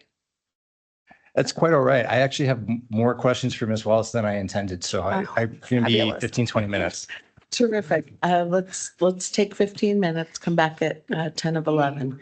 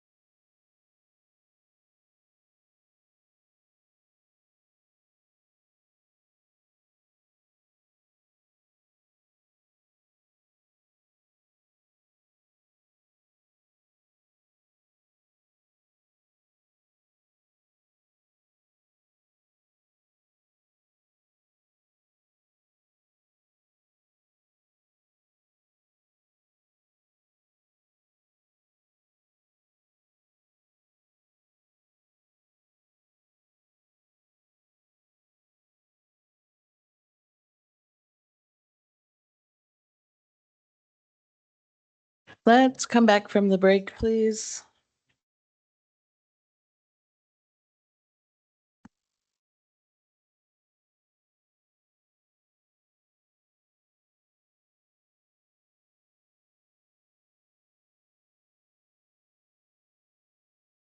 We are back after a short break. Mr. Rankin, is there anything you'd like to say before we go to Mr. Tremaine? Thank you, Madam Hearing Officer. Just one housekeeping matter. I had not moved the admission of Oxy's exhibit. I could wait to do it. Well, let me just go ahead and do it now. I'd like to move the admission of Oxy's exhibits A and B into the record, A being Oxy's proposed modifications to the proposed rule, and exhibit B being Ms. Tiffany Wallace's direct testimony. I'll pause And- for a moment. I'm sorry. I'm sorry, and I'd like to also move into admission Miss Tiffany Wallace's rebuttal statement and exhibits as well, which I think are marked as Exhibit B rebuttal. Thank you. I'll pause for a moment in the event there are objections. Okay, the exhibits are admitted. Thank you. Mr. Tremaine, you said you have questions for Ms. Wallace. I do. Good morning, Ms. Wallace. Welcome back to OCC hearings. It's good to see you. I hope you've been well. Good to see you too. So just a clarification on timing. When did Oxy come to the table to discuss with petitioners and OCD thoughts about the revised petition? When did we first meet? Ooh, I think we started last summer where there was an initial meeting. And then we met with, there was an initial meeting with WELC. And then I think all of our meetings after that were with WELC and the division. Okay. Would you agree that we've made quite a bit of progress in a relatively short period of time in reaching consensus on certain parts of the rule? Yes. Thank you. I want to ask you a little bit about, operator transactions. Is it normal business practice for oil and gas operators to buy or sell wells and or facilities? Yes. Okay.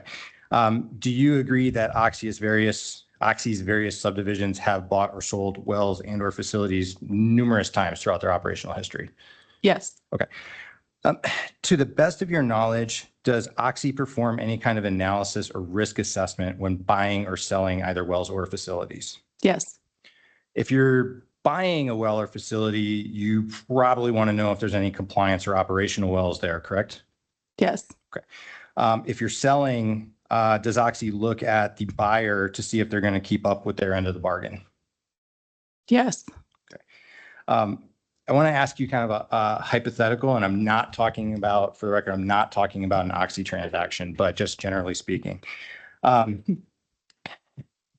So a predicate question, does Oxy have wells, I believe you said yes already, but does Oxy have wells that would fall into the currently proposed definition of marginal using and? Yes. Okay.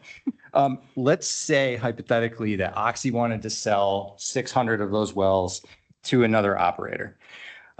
In that fact pattern, as a prudent operator, what kind of business and liability concerns might you have on Oxy's end with that transaction, selling 600 marginal wells to another operator? Okay. So I want to be clear that I don't work in this division at Oxy. So I'm speaking generally about what I know in industry, which I can't imagine Oxy isn't similar. I think there's some legal concerns and not a lawyer surrounding if the wells were passed on to an operator that left them the next year, would the turnaround liability end up on Oxy? As a hypothetical example, like you're talking. And again, not a lawyer, but. Understood. Sorry, thank you. If that happened, would you have any, would that impact your operations and your bottom line potentially? Now you went off. Now I went off. Okay. I didn't touch it. So what you just articulated with the concern, if you sell a bunch of marginal wells to another operator and then they just cease operations, the concern is that some of that liability could come back on Oxy, correct?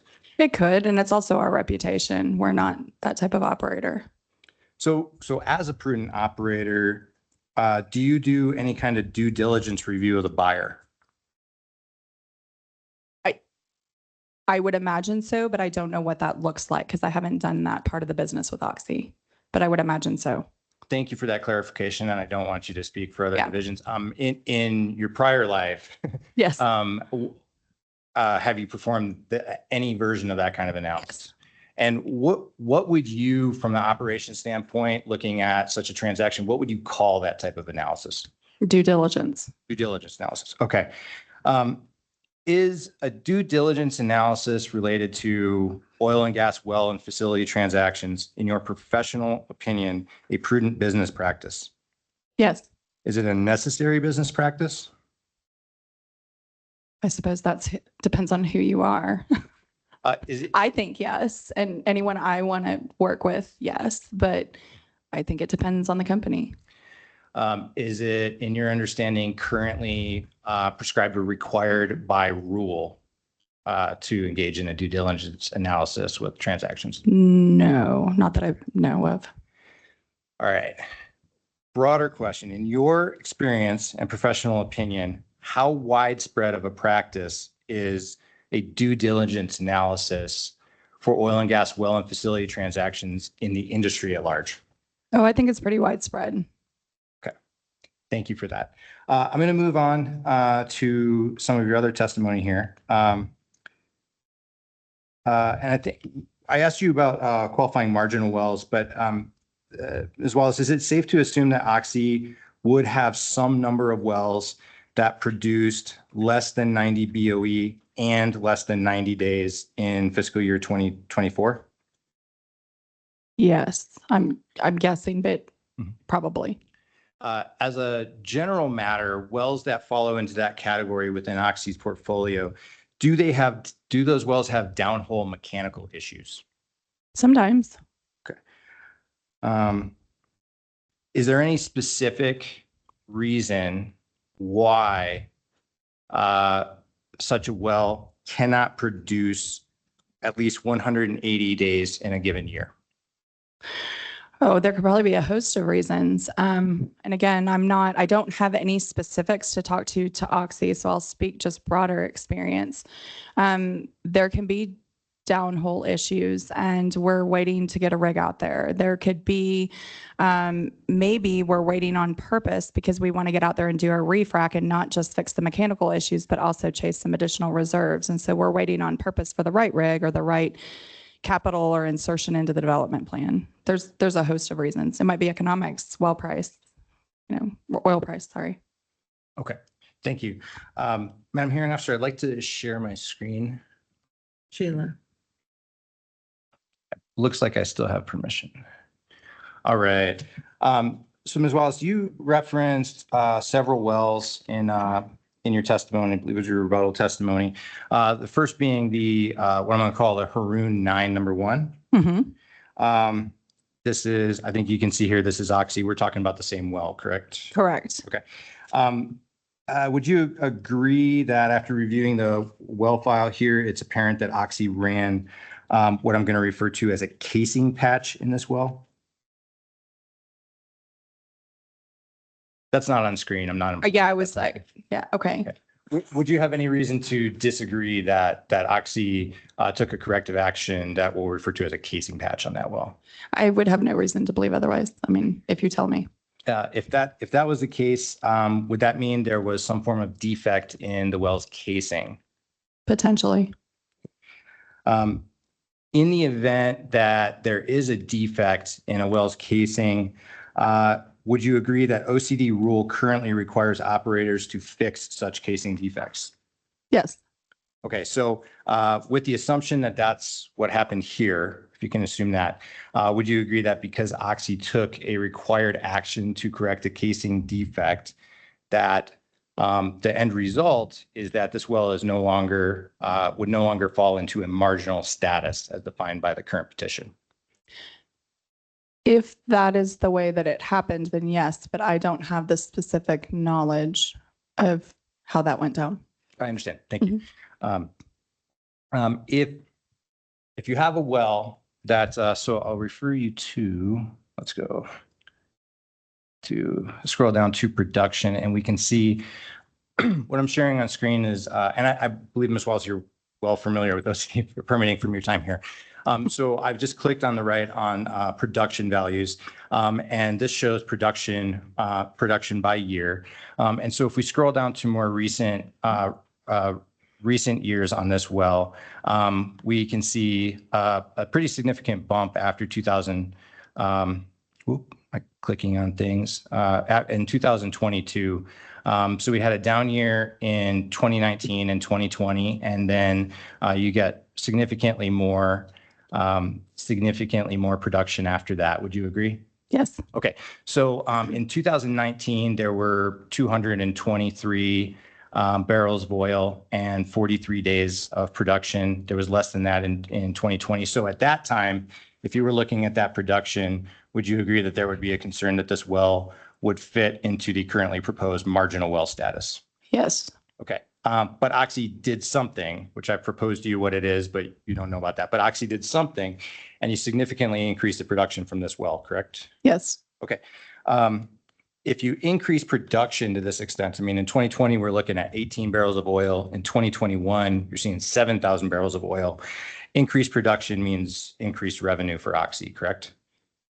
Yes, and the state. And the state. Well, that's my next, you're getting me. So increased revenue, increased taxes, and increased royalties, right? Mhm. I'm trying to avoid the compound questions, but you're Good job. right with me. So if Oxy did not perform whatever work that they did in 2020 or 2021, this well would have significantly underproduced its capability. Would you agree with that? Yes. Okay. Since this well is producible and you were able to work over the well and increase the production, leaving that production on the table, the alternative that I described, you could argue that that would constitute waste, could you not? Yes. Okay.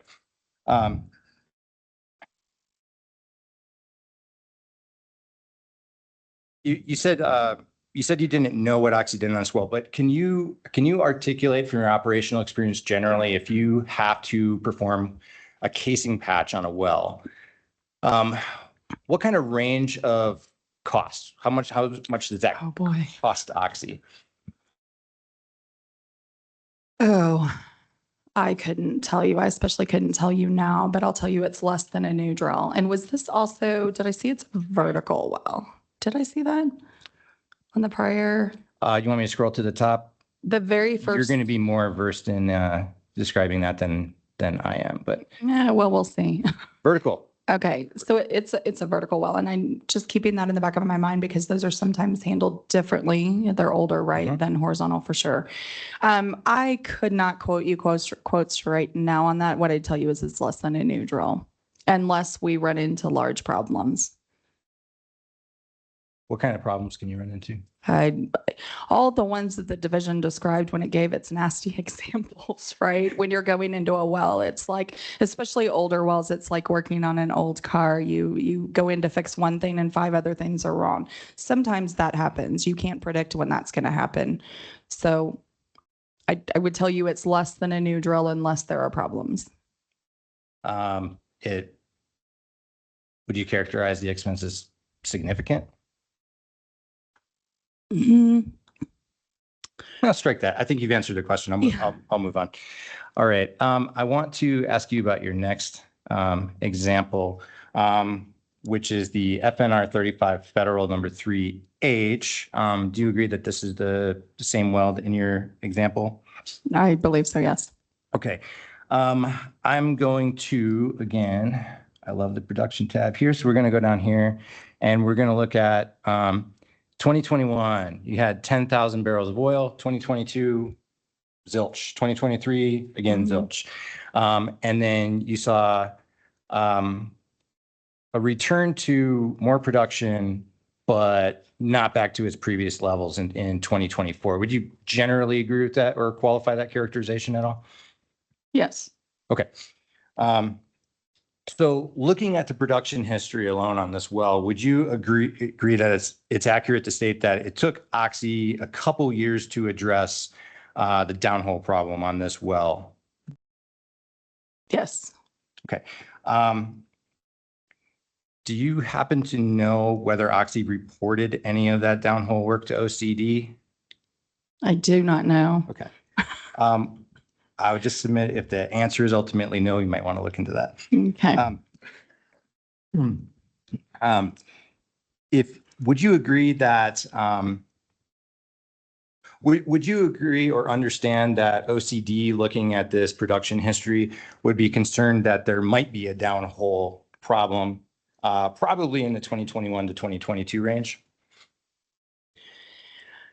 Maybe without looking at all the production in the wells in the area, I would assume that our operations people would look at that and know, but I can also say that there can be things going around on did we shut it in for completions next door? Did we then have a problem getting it back once it was shut in? There are a host of reasons why wells go down, and I could not say without being part of that team at this time. Yep. That was the tail end of COVID too, for some of that. I was here then. All right. Right. I was with the state. All right. Would you agree that if there is a concern about a potential downhole problem, that if OCD were to look at a well file and see nothing related to downhole problems in a well file, it would be more difficult for OCD to review. They'd require additional information to determine whether the well, say a presumption of no beneficial use analysis, that would be necessary information for OCD to know. For instance, is Oxy doing a workover? Okay, ask that again. That was too much. Let me back up. Cut out the front part. So in 2022, we're looking at zero oil production, 32 MCF of gas, and 3 days in production. Right. We agree that in 2022 would have been a presumption of no beneficial use well. Yes, Okay. unless we could prove otherwise. Under nine, Hmm. correct. That's Because what we I'm would have getting said at. it's COVID, it's shut in on purpose, or it has some problem, right? Exactly. So OCD would need to know when looking at that well, what's going on with it. Is Oxy Yes. doing an EOR project? Are you going for approved TA? Are you doing a workover, et cetera? Yes. Okay. And something happened with this well where in 2024, it returned to a level of production where you have 1,975 barrels of oil produced in 2024.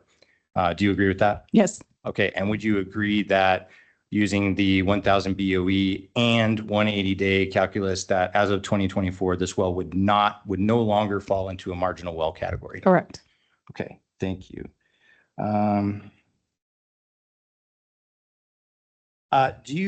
Do you agree, particularly from your experience while working at the division, that even prudent operators can miss necessary filings?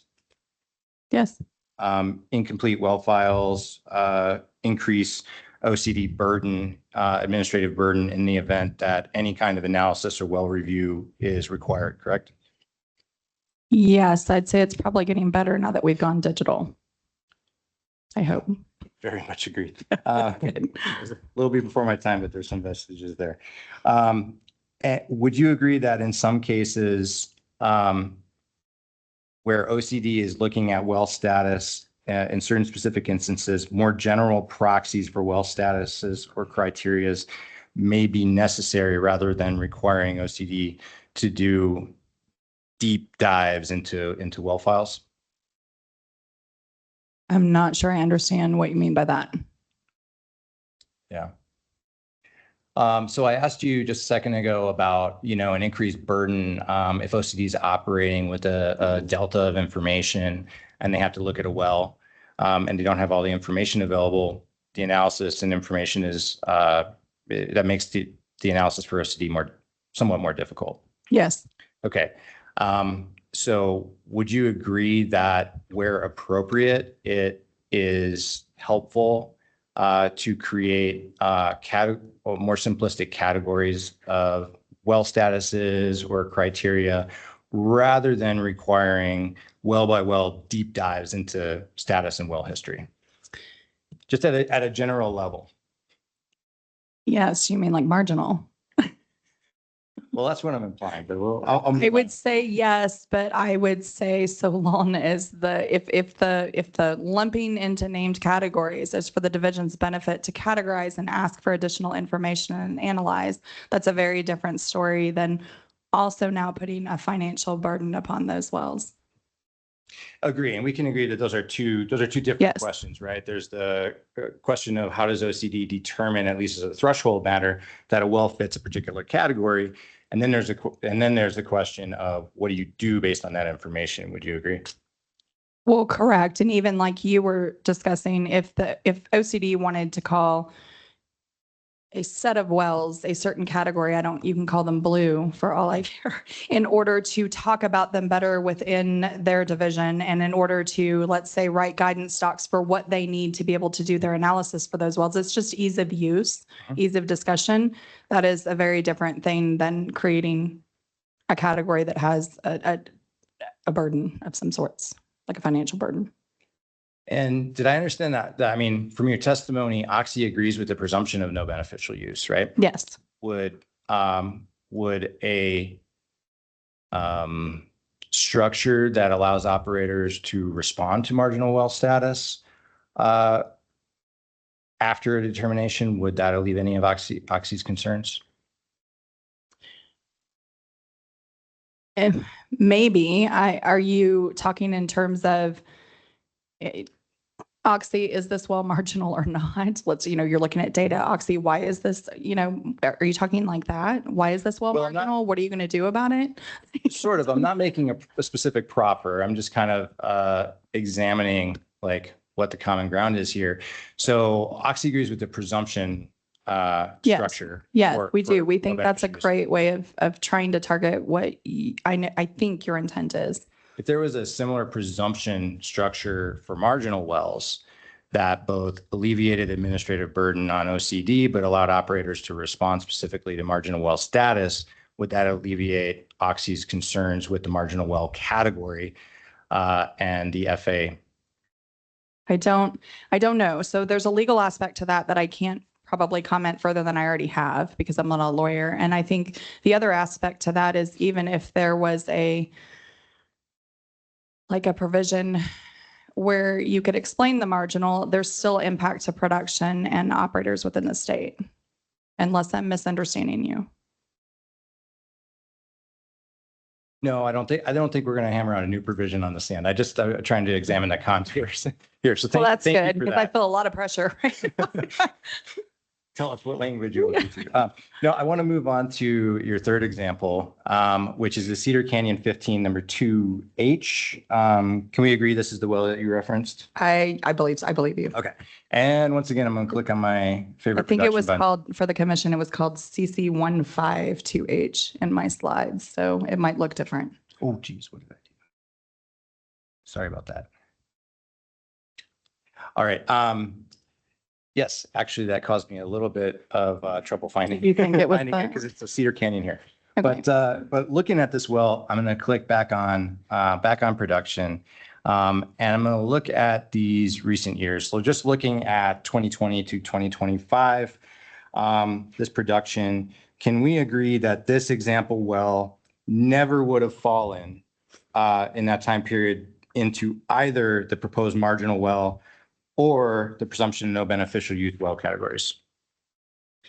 No, you're right. If this is the same, well, again, my name is different. I can only assume it's this. I don't know, but you're right. It would not have fallen into marginal. Okay. I want to ask you questions about a different well that was not one of your examples. And so I'm going to pull up what we'll refer to as the Bradley 13 Federal number 4Q.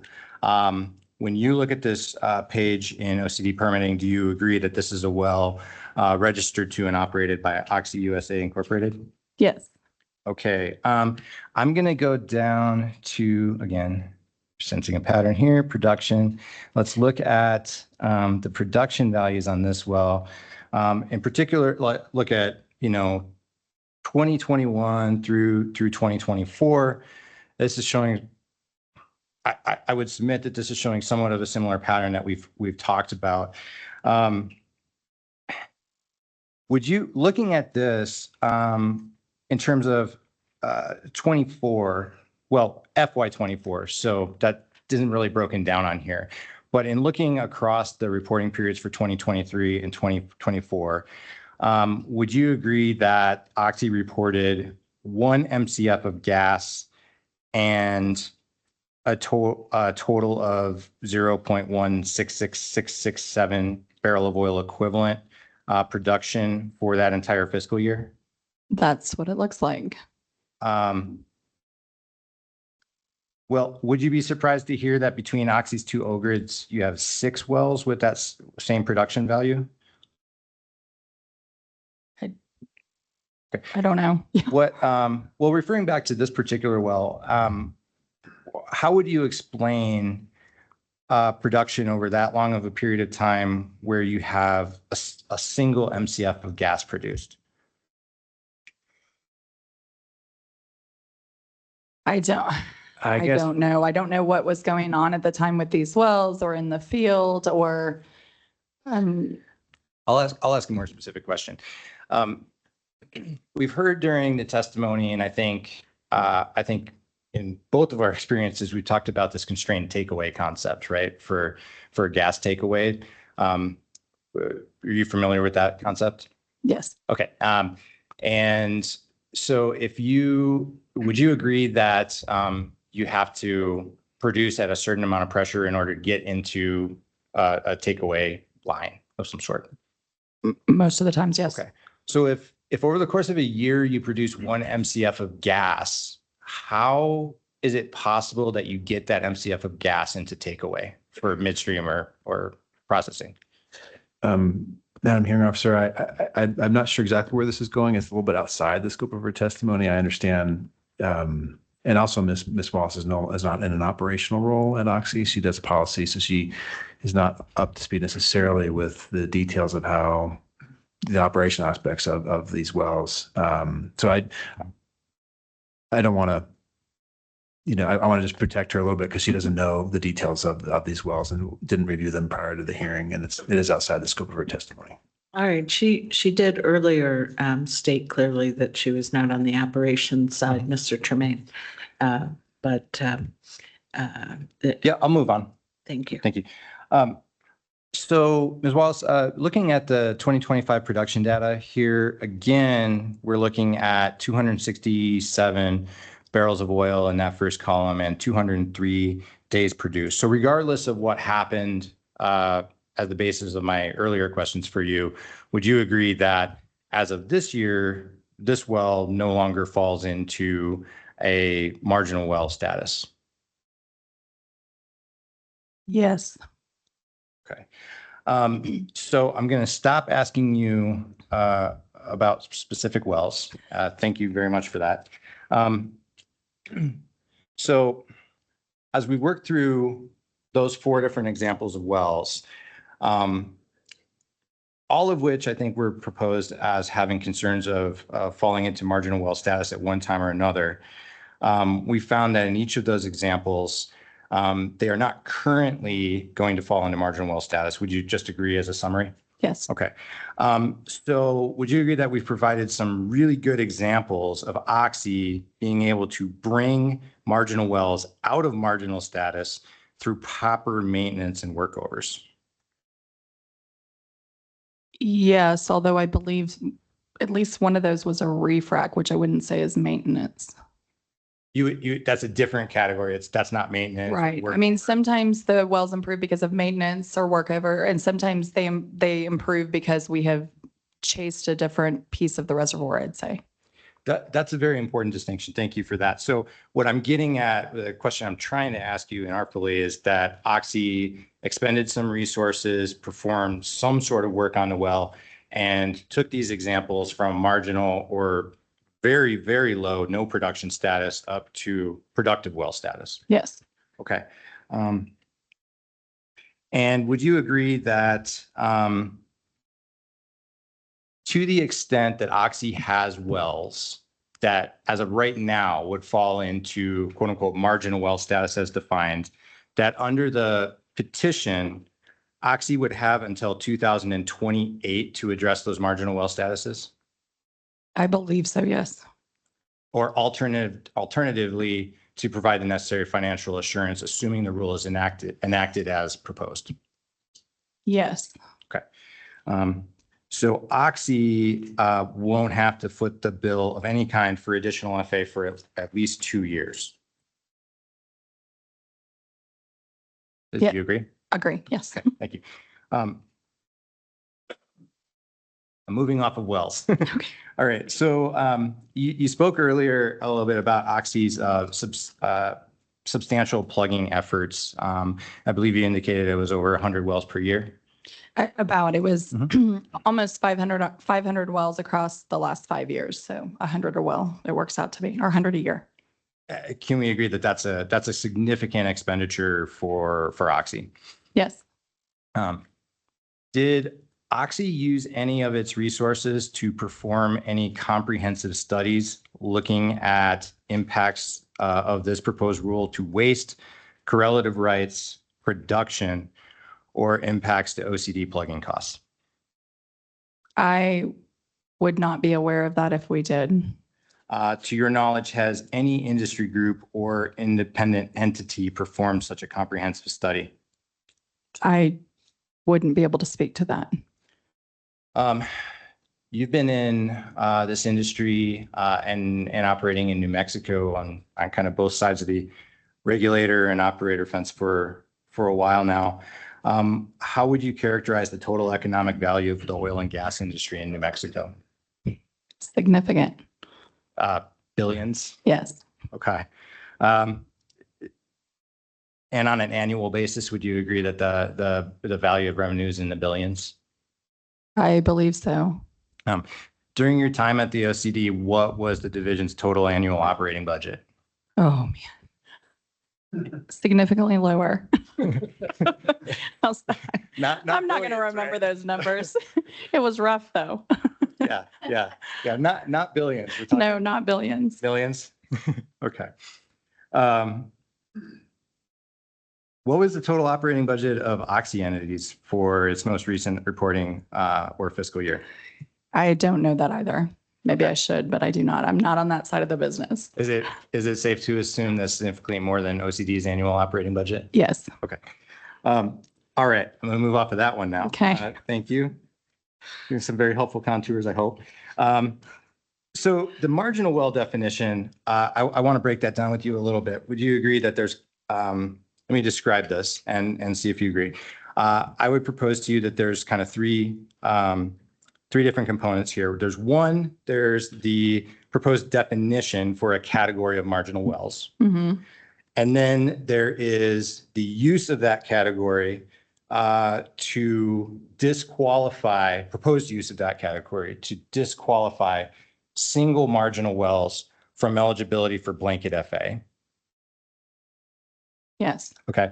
And then there is the use of the 15% threshold for marginal wells to disqualify portfolios of wells from eligibility for blanket financial assurance. Would you agree that those are kind of three separate but related things? Yes. Okay.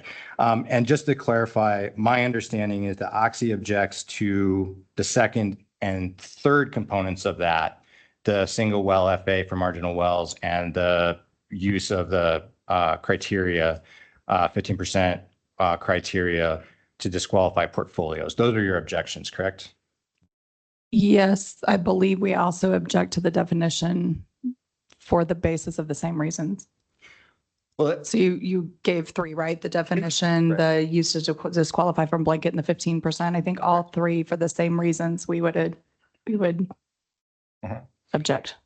well, is the definition of a category of wells within a certain range of production per se objectionable independent of the FA considerations? If there's some other hypothetical use for defining marginal wells a particular way for classification purposes, that would not be objectionable, correct? It could be based off the thresholds that are there now.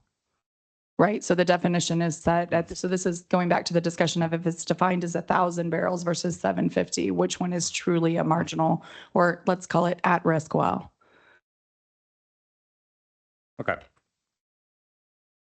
But, well, yeah.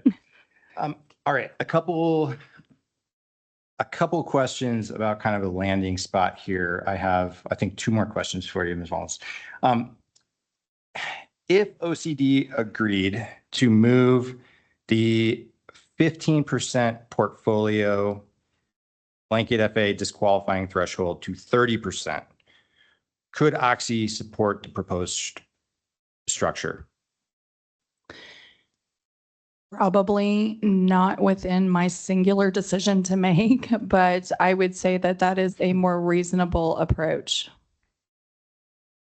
That 30% cutoff for portfolios is better than 15% in your opinion? Yes, Okay. because it harnesses, like I said, more of what I think that your intent is, and there's less impact to the state and of course, Oxy. If OCD proposed similarly to replace the marginal wells in the 15% threshold with a 15% threshold referring to inactive wells or another potential descriptor of noncompliance, could Oxy support the proposed structure? Say that one more time. Yes. So I asked you about changing the 15% Right. cutoff to 30%. Now I'm asking you about, forget the cutoffs. Let's say you replace a marginal well as the point of concern for a portfolio disqualification, right? Right. So we're talking about the same structure, but you replace marginal wells with some other descriptor of noncompliance or concern. Okay. In that event, could Oxy support the structure of the petition? Potentially. I think what we are after here is, again, making sure, because we're threading the needle of trying to accomplish, what you're after of reducing the potential impact to the state from risky wells. The thread the needle part is defining the risky wells properly. So I think the harness is the halo's too wide right now. If that is a reasonable way to capture this better, I think then yes, we could support it. And again, not a proffer. I'm examining Yeah. contours. I have to talk. Yeah, Okay. I know. Pardon. So I lied. I have one more question for you. Ms. Wallace, in your professional experience, whether working in industry or working at OCD, have you ever observed an oil and gas operator bankruptcy that surprised you? That surprised me is the key there. I think when I have observed that, I was largely unaware of the company to begin with. And so it neither surprised nor didn't surprise me. It just was, and it was unfortunate. And so the basis for your response is that you don't know the company's financials, correct? Correct. You don't have. Correct. Right. Would you agree that OCD does not have in-depth knowledge of any specific company's financials unless we were to, stop the question there. Would you agree that as a general matter, OCD does not have in-depth knowledge of any specific oil and gas operators' financial condition? That is correct, unless it's being brought up as part of some ongoing investigation and that were to be asked. Right. You were right with me with the second part of my compound question. It's something that we can get if we specifically ask for it, but there has to be a reason Right. Under the existing rules for us to get that information. Would you agree? That's correct. Okay. I will pass the witness. Thank you for all of your time. Ms. Thank you, Wallace. Jesse. Thank you, Mr. Tremaine. Mr. Moore, do you have questions of Ms. Wallace?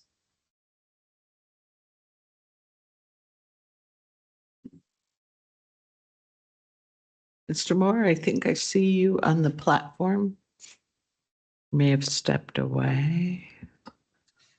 My apologies, Madam Hearing Examiner. I was distracted for just a moment.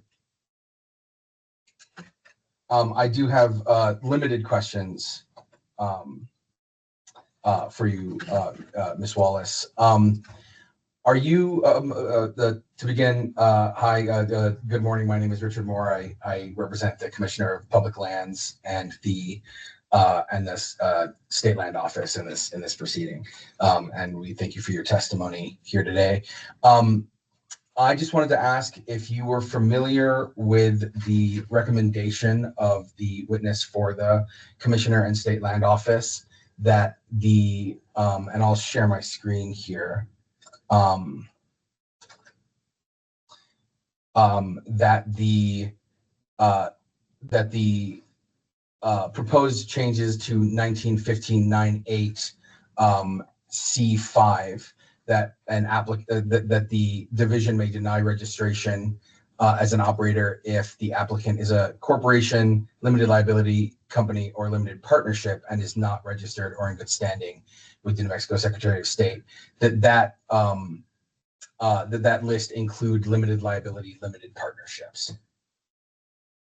And your question is, am I aware of the change suggested? Were you were I'm not sure if you have been listening to the testimony so far in this proceeding, or if you'd seen that testimony, that written testimony from Ms. Marks. I heard Ms. Marks' testimony yesterday, yes. And would you agree that the inclusion of limited liability, limited partnerships would better encompass the company structures included under New Mexico law? I don't know that I disagree. I think it's probably more of a legal thing, and I'm not a lawyer, but I don't have any reason to disagree. And I guess just generally, would you agree that it would be better to be more inclusive than rather than less inclusive under this section? I would agree with that. All right. I think those are all the questions that I had. Thank you. Thank you, Mr. Moore. Ms. Nanasi, are you with us? No. Mr. Maxwell, do you have questions of Ms. Wallace?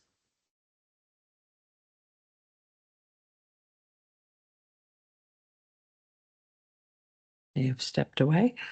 Mr. Sayer, do you have questions of Ms. Wallace? All right. He said no. Mr. Suazo, do you have questions of Ms. Wallace? Your Honor, this is Mr. Maxwell. Can you hear me? Oh, yes. Hello, Mr. Maxwell. I have no questions. Just had a difficulty unmuting. Thank you. Thank you. Mr. Suazo. Can I ask that Mr. Cloutier go before Namoga, and if I have questions thereafter, I'll let you know. Sure, Mr. Thank you. Cloutier. Good morning, Ms. Wallace. My name is Drew Cloutier. I represent IPA&M in these proceedings, and we met briefly for the first time yesterday. I want to talk primarily about, in general, about the 3 exemplar workovers, refracts that you testified to. Those are common activities in the oil and gas industry, correct? They're not limited to Oxy. No, 100% common activities. And in response to Mr. Tremaine's questioning, and he's showing you gaps in production, when you're looking at older wells, there is a time lag between a drop in production and a decision to do something, correct? That's true. Got to think about what it is, what its effect would be, justify the economics to your manager, all sorts of steps like that, correct? That's correct. Right.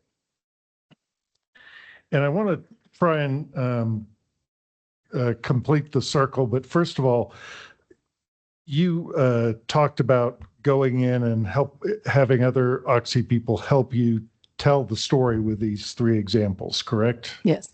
Because there's not a database in the company, even as big as Oxy, that you can push a button and say, this is what we do when we do workovers or recompletions or refracts, and this is the result, correct? That's correct. It's a well-by-well story that you have to tell if your industry sitting here today, correct? That's correct. And we also had to create a new query that fit marginal wells to even be able to pull what wells those could have been. Okay. And I want to try and complete, I think, the story you're trying to tell, and I'd please, I do not want to put words in your mouth, but what you're telling the commission is if you adopt this rulemaking, there's going to be additional economic considerations on an operator like even Oxy when it's going about deciding whether it's going to do any of these activities that you testified about that occurred on these 3 wells, correct? That's correct.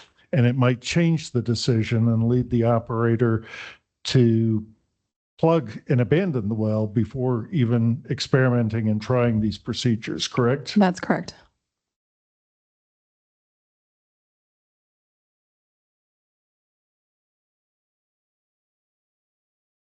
I want to just briefly revisit your testimony with Mr. Rankin about, Ms. Morgan, about Mr. Alexander's 6 criteria. Yes.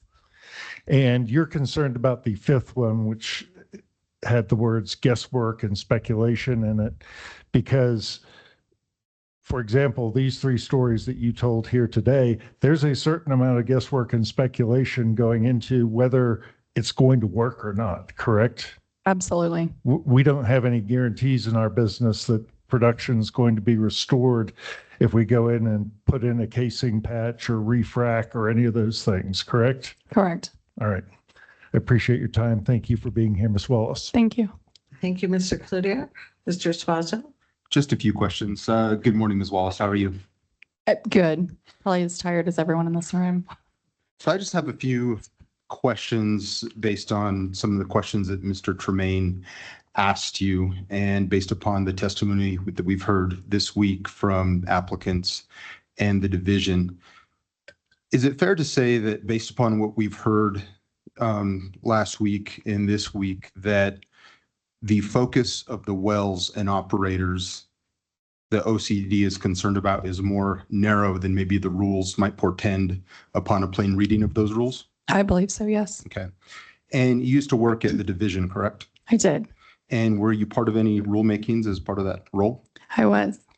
Was there a process that was utilized or recommended to maybe hone in on some of the more substantive particulars of rules that was used? Oh, yes. Can you tell us more about that? Well, I think it depended on the rule. The very big one for which I was involved was the waste rule and venting and flaring rules. And we went through a grueling but effective process over a couple of years for that.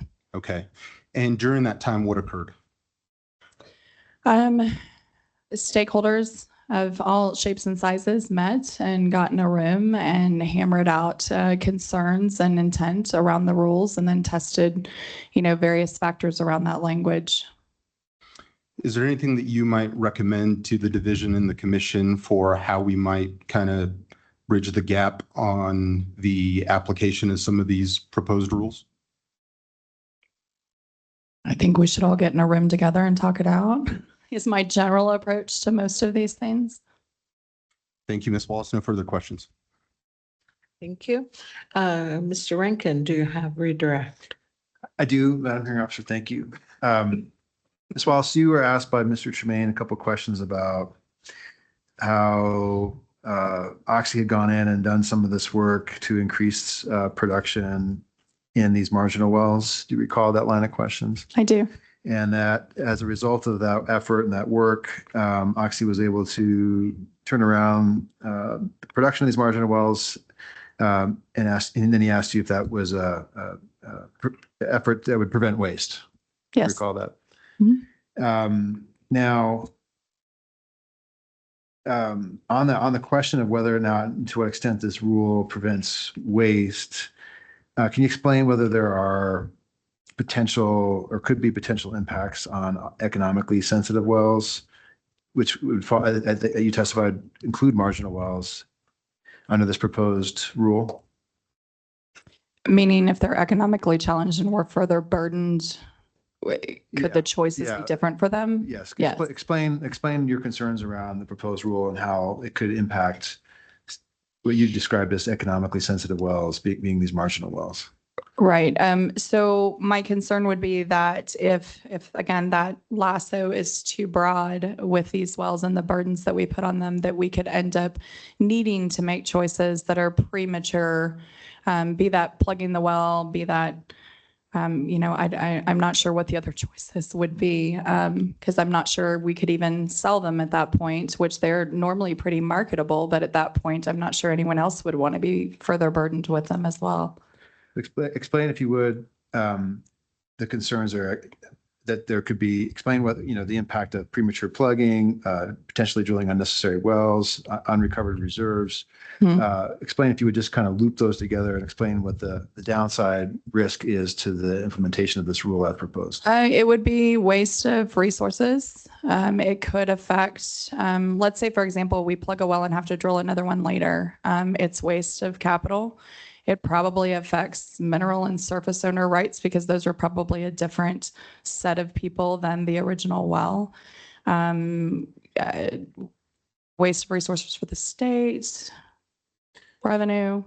Did I answer your question? Yeah, Okay. that's a category, right? So there's potential downsides to the rule, right? Yes. And Mr. Tremaine pointed out, walking through the examples of your wells, potential upsides to the rule, right? Yes, and that was the point of showing those, was to say that, again, if that halo is drawn too wide and we make choices on these wells, we could make decisions that would affect whatever production is left that we could attain, which is waste. Now, explain whether, based on your review and a review of the testimony, whether there's been a showing, in your opinion, or in any kind of analysis, that evaluates the upsides and downsides of this potential rule, and whether there's been any kind of opinion shown that the rule will have a overall upside benefit, that will prevent waste. That the rule as written will prevent waste? Yeah, has there been any kind of analysis evaluating potential upsides against the potential downsides to demonstrate that the rule overall will prevent waste? No, there's not. And just to be clear, that's a concern about the breadth of the rule, right? Yes. Okay. Now,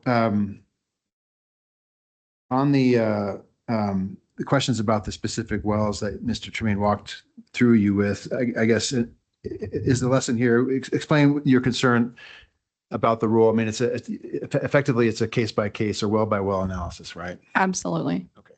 And then, and that's what's difficult about lumping all these wells into one giant category, right? It's a well by well analysis. That's correct. There's an entire business within OCC that looks at these wells to try to decide how to handle them for the future well by well.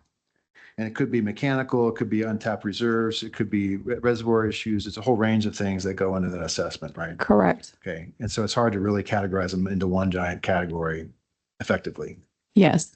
Then Mr. Tremaine asked you whether or not OCC had expended any resources or time to evaluate questions of waste, correlative rights, or plugging costs for its part under this rule, correct? Yes. But OCC is not the applicant of this rulemaking, right? No. And so it wasn't OCC's burden or job to put those numbers together to show, right? No, we just wanted to illustrate the case and the impact of the rule. No further questions, Madam Hearing Officer. All right, thank you. Commissioner Mpoma, do you have questions of Ms. Wallace?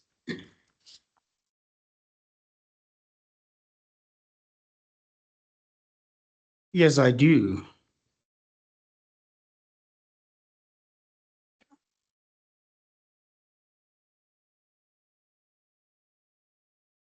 Ms. Wallace, thanks so much for your testimony today. And Mr. Rankin, if it's possible to bring up the slides. Thank you.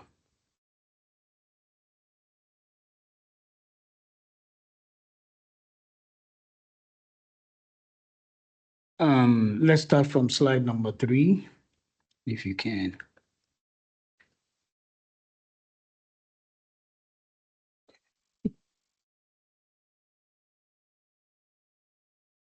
Sure, thank you.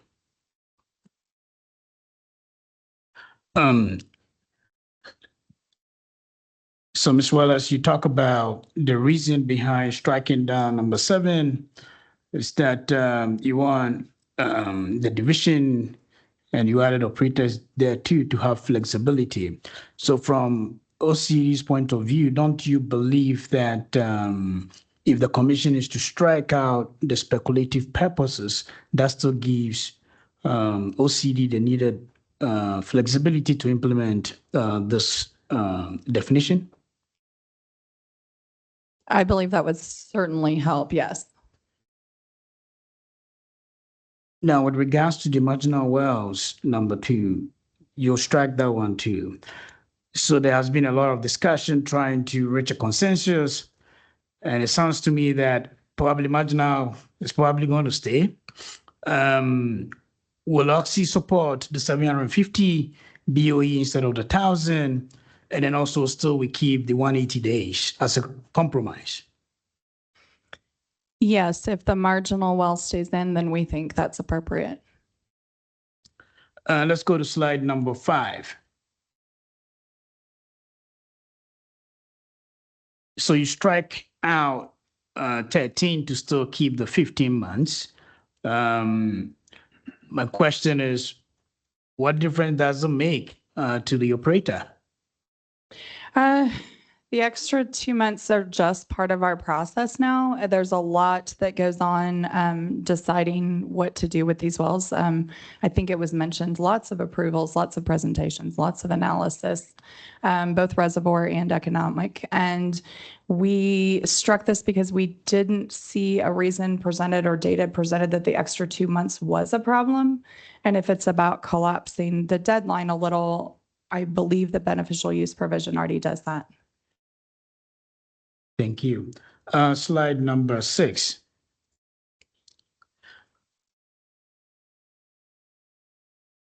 Yeah, quick one. So are you familiar with EPA's definition of marginal wells?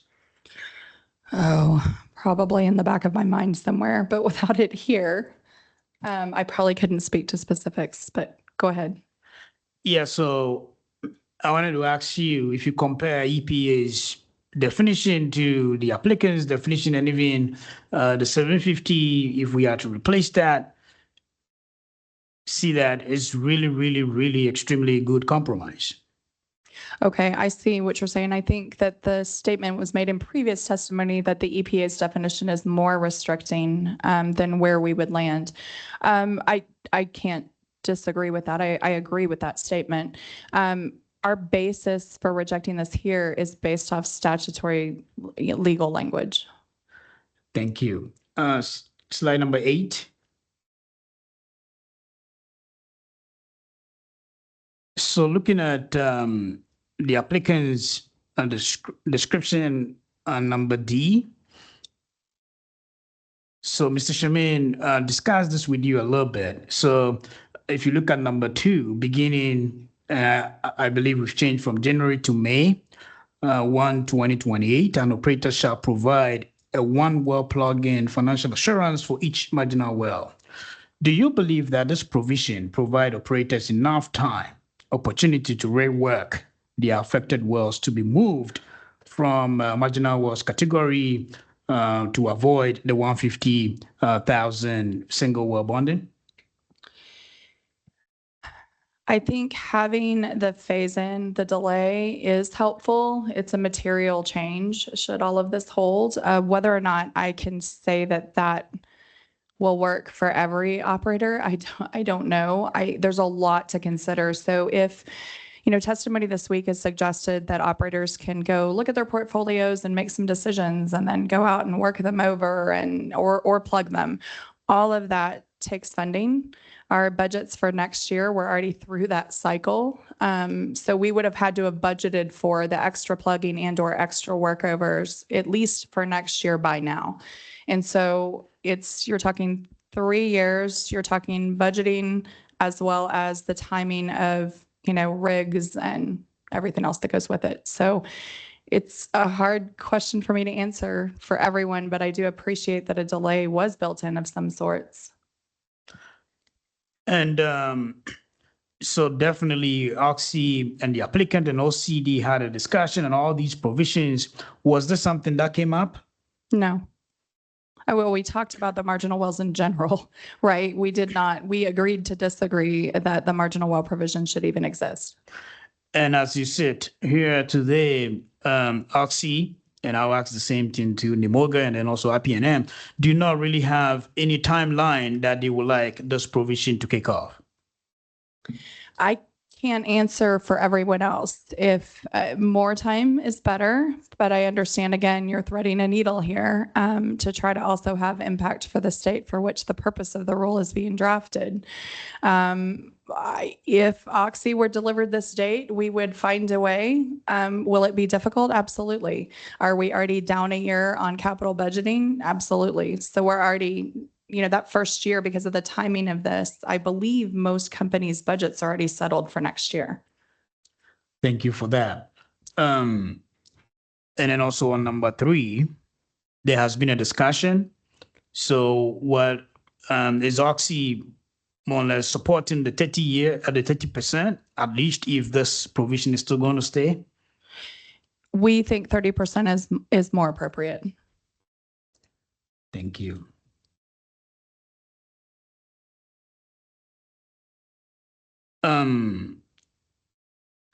So you disagree the marginal well definition in general, but you've talked about riskier wells. Do you have a definition of the riskier wells to the commission for our consideration? I do not. I do agree, though. I know the intent of what marginal well was trying to do. I think if we can, reduce some of the parameters or increase, increasing percentages and reducing BOEs, I think that is likely to get better at the true riskier wells than wells that aren't. Okay. So let's look at your strikeouts here. Now, there is a consensus on the potential language about the exceptions that we've discussed and the applicant discussed with you using Mr. Alexander's proposed 6 points. Now, my first question will be, so you said you do not have any problems with all of them except the number 5. But what about number 6, where he's saying that carefully crafted to avoid any kind of loophole leading to abuse? Any comment on that one? Yeah, I see your point. I think that one can be a little difficult because I don't think operators are looking to point out loopholes. And so it would be almost the division saying to us, we feel like the plan that you proposed would have a loophole for abuse. And again, that's subjective and certainly not the intent of Oxy or any operators I know. Okay, so do you believe that at least number 1, limited in scope, number 2, limited in time, number 3, subject to periodic OCD review, and number 4, based on sound engineering, technical, economic, and administrative information, more or less covers what the intention was for number 5 and number 6? 100% agree. And I'd say that those are things conversations we have now with the division. Is there any addition that Oxy will add to this, or would Oxy be willing to review this more in detail and then provide some suggestions to the commission for our consideration? Definitely willing to review and provide suggestions. And I think as long as some discretion is left to the division, there could always be something else that could come up for the division to consider, but that would be on a case-by-case basis. Let's go to slide number 8. Number 9. Let's go to number 9. So you highlighted where it was crossed before, and then you want us to keep the 2 years in there. Was this discussed with the applicant, and can you share with the commission what did you guys reached on this one? Oh, I don't remember. I'm pretty certain we discussed almost everything at some level, and some subjects we just saw quicker consensus, and so we moved to those subjects. I don't remember if we discussed this one explicitly or not. Then let's go to slide number 10. I want to ask you the same, the top one, the 2 years. What is going to be the impact of this 2 additional years to the industry. Well, I think if I'm on the right one, it would be that wells.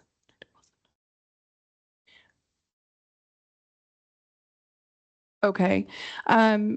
This is a legal argument that I think we also covered as part of Cross, where it was our belief that additional CPI adjustments, if wells were already maxed out at the blanket bond limit, would not be allowed. If that is now not the case or the intent, then it would be a moot point. Okay. Yeah, let's go to slide number 12. So in slide number 12, you highlighted your provision or the changes. So you strike out is in compliance with federal and state oil and gas laws and regulations. So did Oxy discuss this with OCD, and was there any consensus on this one? Yes, with OCD and WELC, and I believe we all agreed to this language. Although there has been testimony this week, and myself included, that a couple of these terms might need some refining. Oh, so the lawyers will work on that to provide the commission with a final ruling? Yes, the lawyers will. I appreciate that. Thank you. Let me see if I have more questions for you. For making commitments. That's not, don't worry, I'll end up involved. Well, let's go to slide number 20.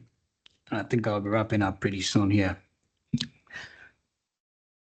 So you strike out the 30 days, and you listen to Mr. Parrell's testimony on this. He provided a justification to keep the 30 days because he said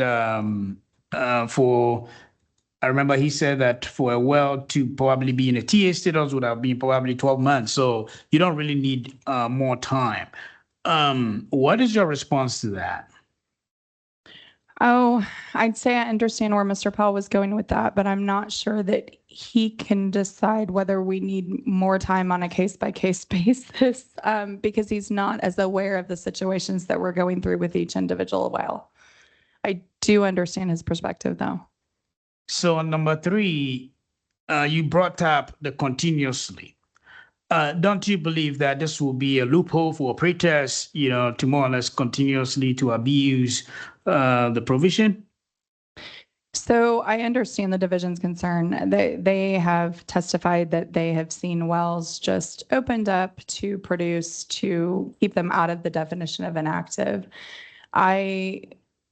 I think there are always abusers to any system in life. And are there some people who do that? Probably.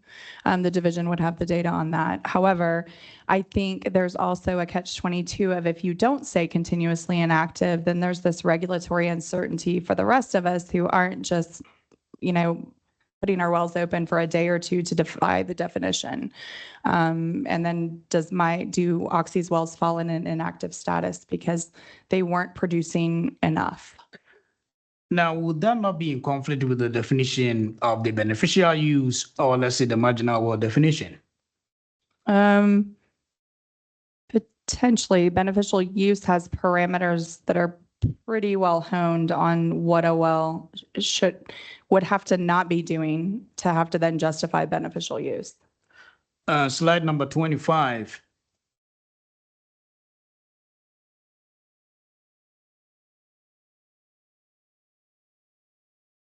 Yeah, so you crossed out the geological evidence, geophysical data, and on. So I do agree with that, but Mr. Powell provided a strong justification as to why he believes this should stay.